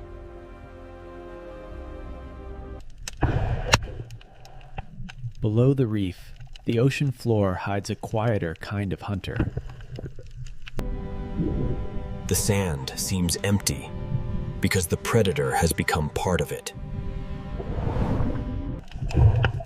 The ray does not chase through open water. It reads the ocean floor. Its body is built for the lowest layer, where pressure, scent, and movement leave quiet traces. To larger predators, the sand may look empty. To the ray, it is full of signals. A small movement under the sand can become a message only the bottom hunter understands. The cave, the crack, and the sand are different worlds, but all belong to the same ocean system. Power does not always cast a shadow overhead. Sometimes it waits beneath a thin layer of sand. The danger disappears not because it leaves, but because it becomes invisible again. The sand is not a gap between important places. It is an entire layer of the hunt. In this lower world, the hunt happens through contact, pressure, scent, and patience. Each hidden predator controls a different part of the reef's lower architecture. The grouper holds the cave, the moray holds the crack, and the ray reads the sand. For a small fish, one journey across the reef can pass through several kingdoms of danger. This is not chaos. It is a layered order built by coral, sand, and patience. The Red Sea is not ruled from one throne. It is divided into many small territories. Some rulers move across great distance. Others make one small place dangerous every day. But none of these hunters owns the whole ocean. Each rules only the layer it understands best. Now the answer becomes clearer. The Red Sea is not a kingdom of one predator, but a system of many layers. The hammerhead owns the blue edge, the reef shark patrols the wall, the barracuda controls the current, and the hidden hunters rule the structure below. Above all of them, the reef itself writes the rules. It creates shelter, ambush points, current breaks, sand borders, and the density of life that makes predators possible. To ask who rules the Red Sea is really to ask who controls which layer. The final answer is not hidden in one bite, one cave, or one shadow. It is hidden in the balance between them. In the final layer, the Red Sea Ocean will reveal that dominance is not a crown. It is balance. After all these layers, the answer begins to emerge. The Red Sea is not ruled by one creature. It is ruled in layers. It owns the open edge, but it does not own the reef itself. The reef shark rules the patrol line, making the coral edge a place of constant calculation. Its power is not only what it eats, but how every fish moves when it appears. Above the coral, the barracuda rules the moment when stillness becomes speed. In the open lane, reaction time can become the difference between survival and disappearance. Inside the reef, the grouper rules by patience and position. It does not need to cross the ocean. It makes one cave dangerous every day. The moray rules the cracks, where invisibility becomes control.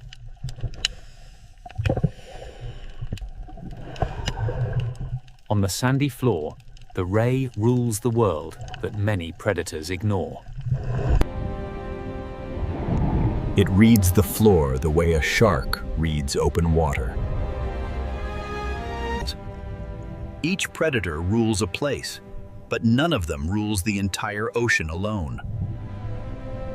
The real structure is not a throne. It is a map of layers.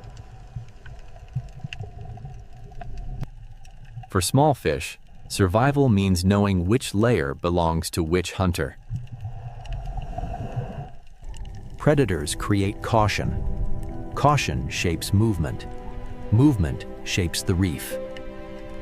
A reef is more than coral. It is coral plus fish, grazers, predators, current, sand, depth, and time. When predators disappear, the ocean does not simply become peaceful. It becomes different. A reef may still look alive, but one invisible layer of control can be missing. A predator's presence is part of the reef's rhythm.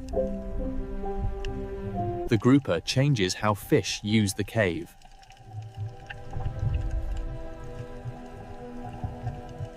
The barracuda changes how fish hold together.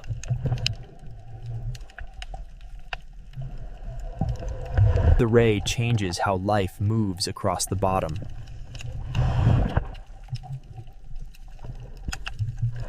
Each predator is a warning, a boundary, and a force in the movement of the reef. Balance does not mean peace without danger.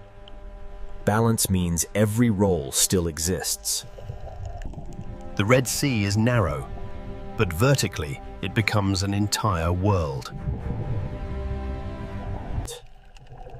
Its narrow shape does not limit life.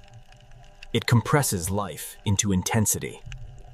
Coral, current, sand, caves, and depth all sit close enough for predators to share the same corridor. A fish does not experience the ocean as scenery. It experiences the ocean as choices. Even in calm water, the reef remembers danger. A hammerhead may own the blue edge. A reef shark may patrol the wall. A barracuda may control the open lane. A grouper may hold the cave. A moray may guard the crack. A ray may read the sand. But the system belongs to all of them, and to none of them alone.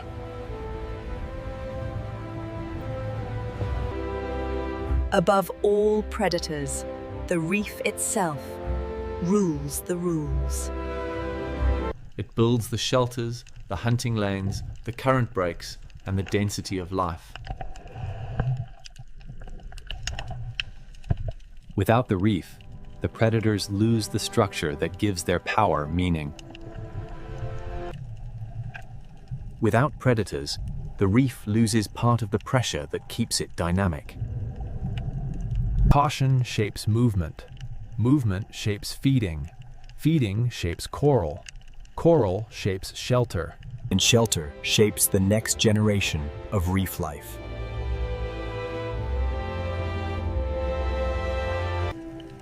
This is the Red Sea's real power. Not one monster, but a living network. Dominance here is not noise. It is pressure moving quietly through every layer.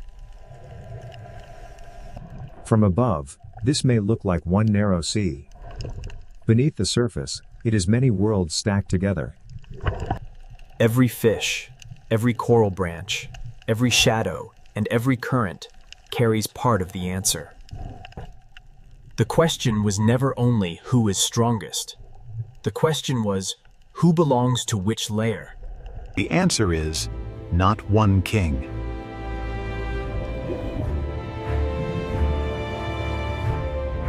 The Red Sea is ruled by balance, fragile, ancient, and moving quietly through every layer of the reef.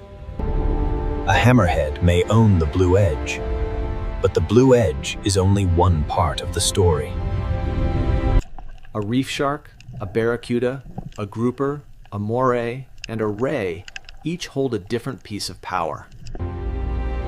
But no piece is the whole ocean. The real ruler is the relationship between them.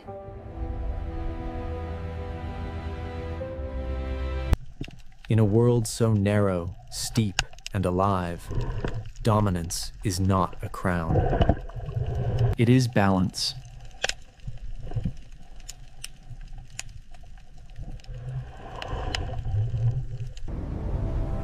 In northern Norway, land does not end gently.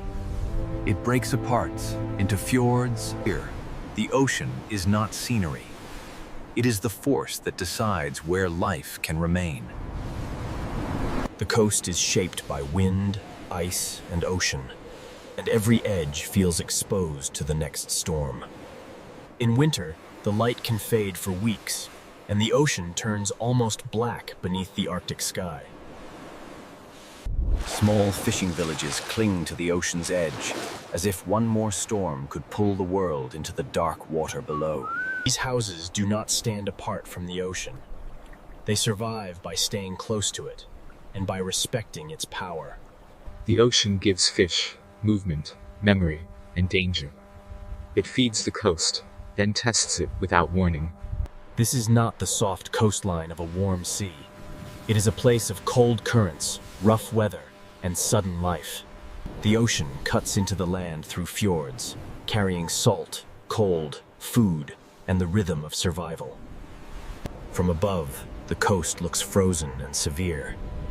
But beneath the ocean surface, nothing is still. The secret of this coast begins below the waves, where the ocean moves long before life becomes visible. Above the sea is wind and ice. Below the sea is current, darkness, and hidden energy. In this cold ocean, life begins quietly, almost invisibly, in the movement of water and light. The smallest life in the ocean prepares the way for fish, birds, whales, and people. When the ocean gathers enough food, small fish arrive, and the silence begins to change. A single fish is fragile, but in the ocean, thousands can move like one living body. The Arctic Ocean teaches life to move together, to read pressure, shadow, current, and danger. Above the sea, wings begin to gather. Below the sea, silver movement calls the coast awake. The birds read the ocean from above, searching for the first signs that fish have risen. Even the wind becomes part of life here, lifting wings above the restless ocean. The fjord looks silent from far away, but the ocean beneath it is beginning to concentrate life. Then, from the cold ocean, a breath appears, proof that giants have followed the fish. The ocean has sent a signal, and the largest hunters in these waters are beginning to answer. Nothing here is random. The ocean gathers prey, and every predator must arrive at the right moment. The same fish that shine beneath the sea also lift life into the sky. Here, ocean, mountain, bird, fish, whale, and village are not separate stories. They belong to one system. Northern Norway is alive because warm and cold meet at the edge of the ocean. The sea gives, and the sea tests. It opens the coast, then closes it with storm and ice. People do not conquer this ocean. They build beside it, waiting for weather, fish, and season to allow life forward. A harbor here is more than shelter. It is the thin line between the village and the open ocean. In winter, the ocean becomes a dark mirror, reflecting a sky that barely remembers the sun. Yet even in darkness, the sea keeps moving, carrying warmth from far beyond the frozen north. The first answer to this coast lies under the waves, where currents soften the Arctic edge. Warm Atlantic water pushes north into a polar world, and the ocean becomes a living boundary. Where ocean water mixes, nutrients rise. Where nutrients rise, the smallest life begins to bloom. Plankton feeds small life. Small life feeds fish. Fish will soon call the giants back into the ocean. Plankton feeds small life. Small life feeds fish. Fish will soon call the giants back into the ocean. Before the whales arrive, before the birds scream, the ocean gathers itself into one shining mass. The fjord becomes a stage, and the sea prepares the first great drama of winter. One breath appears, then another. The ocean has brought the hunters into the fjord. Orcas arrive with intelligence, patience, and the precision required by this unforgiving ocean. The fish tighten, the water changes, and the ocean begins to organize around the hunt. Above and below the sea surface, every movement is connected by the ocean. Then the larger giants rise, turning the cold ocean fjord into a place of sudden scale. In the darkest season, life does not disappear. In the ocean, it becomes concentrated.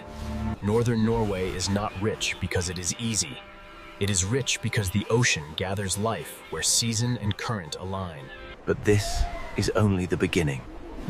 Beyond the fjords, the sea falls into deeper and stranger worlds.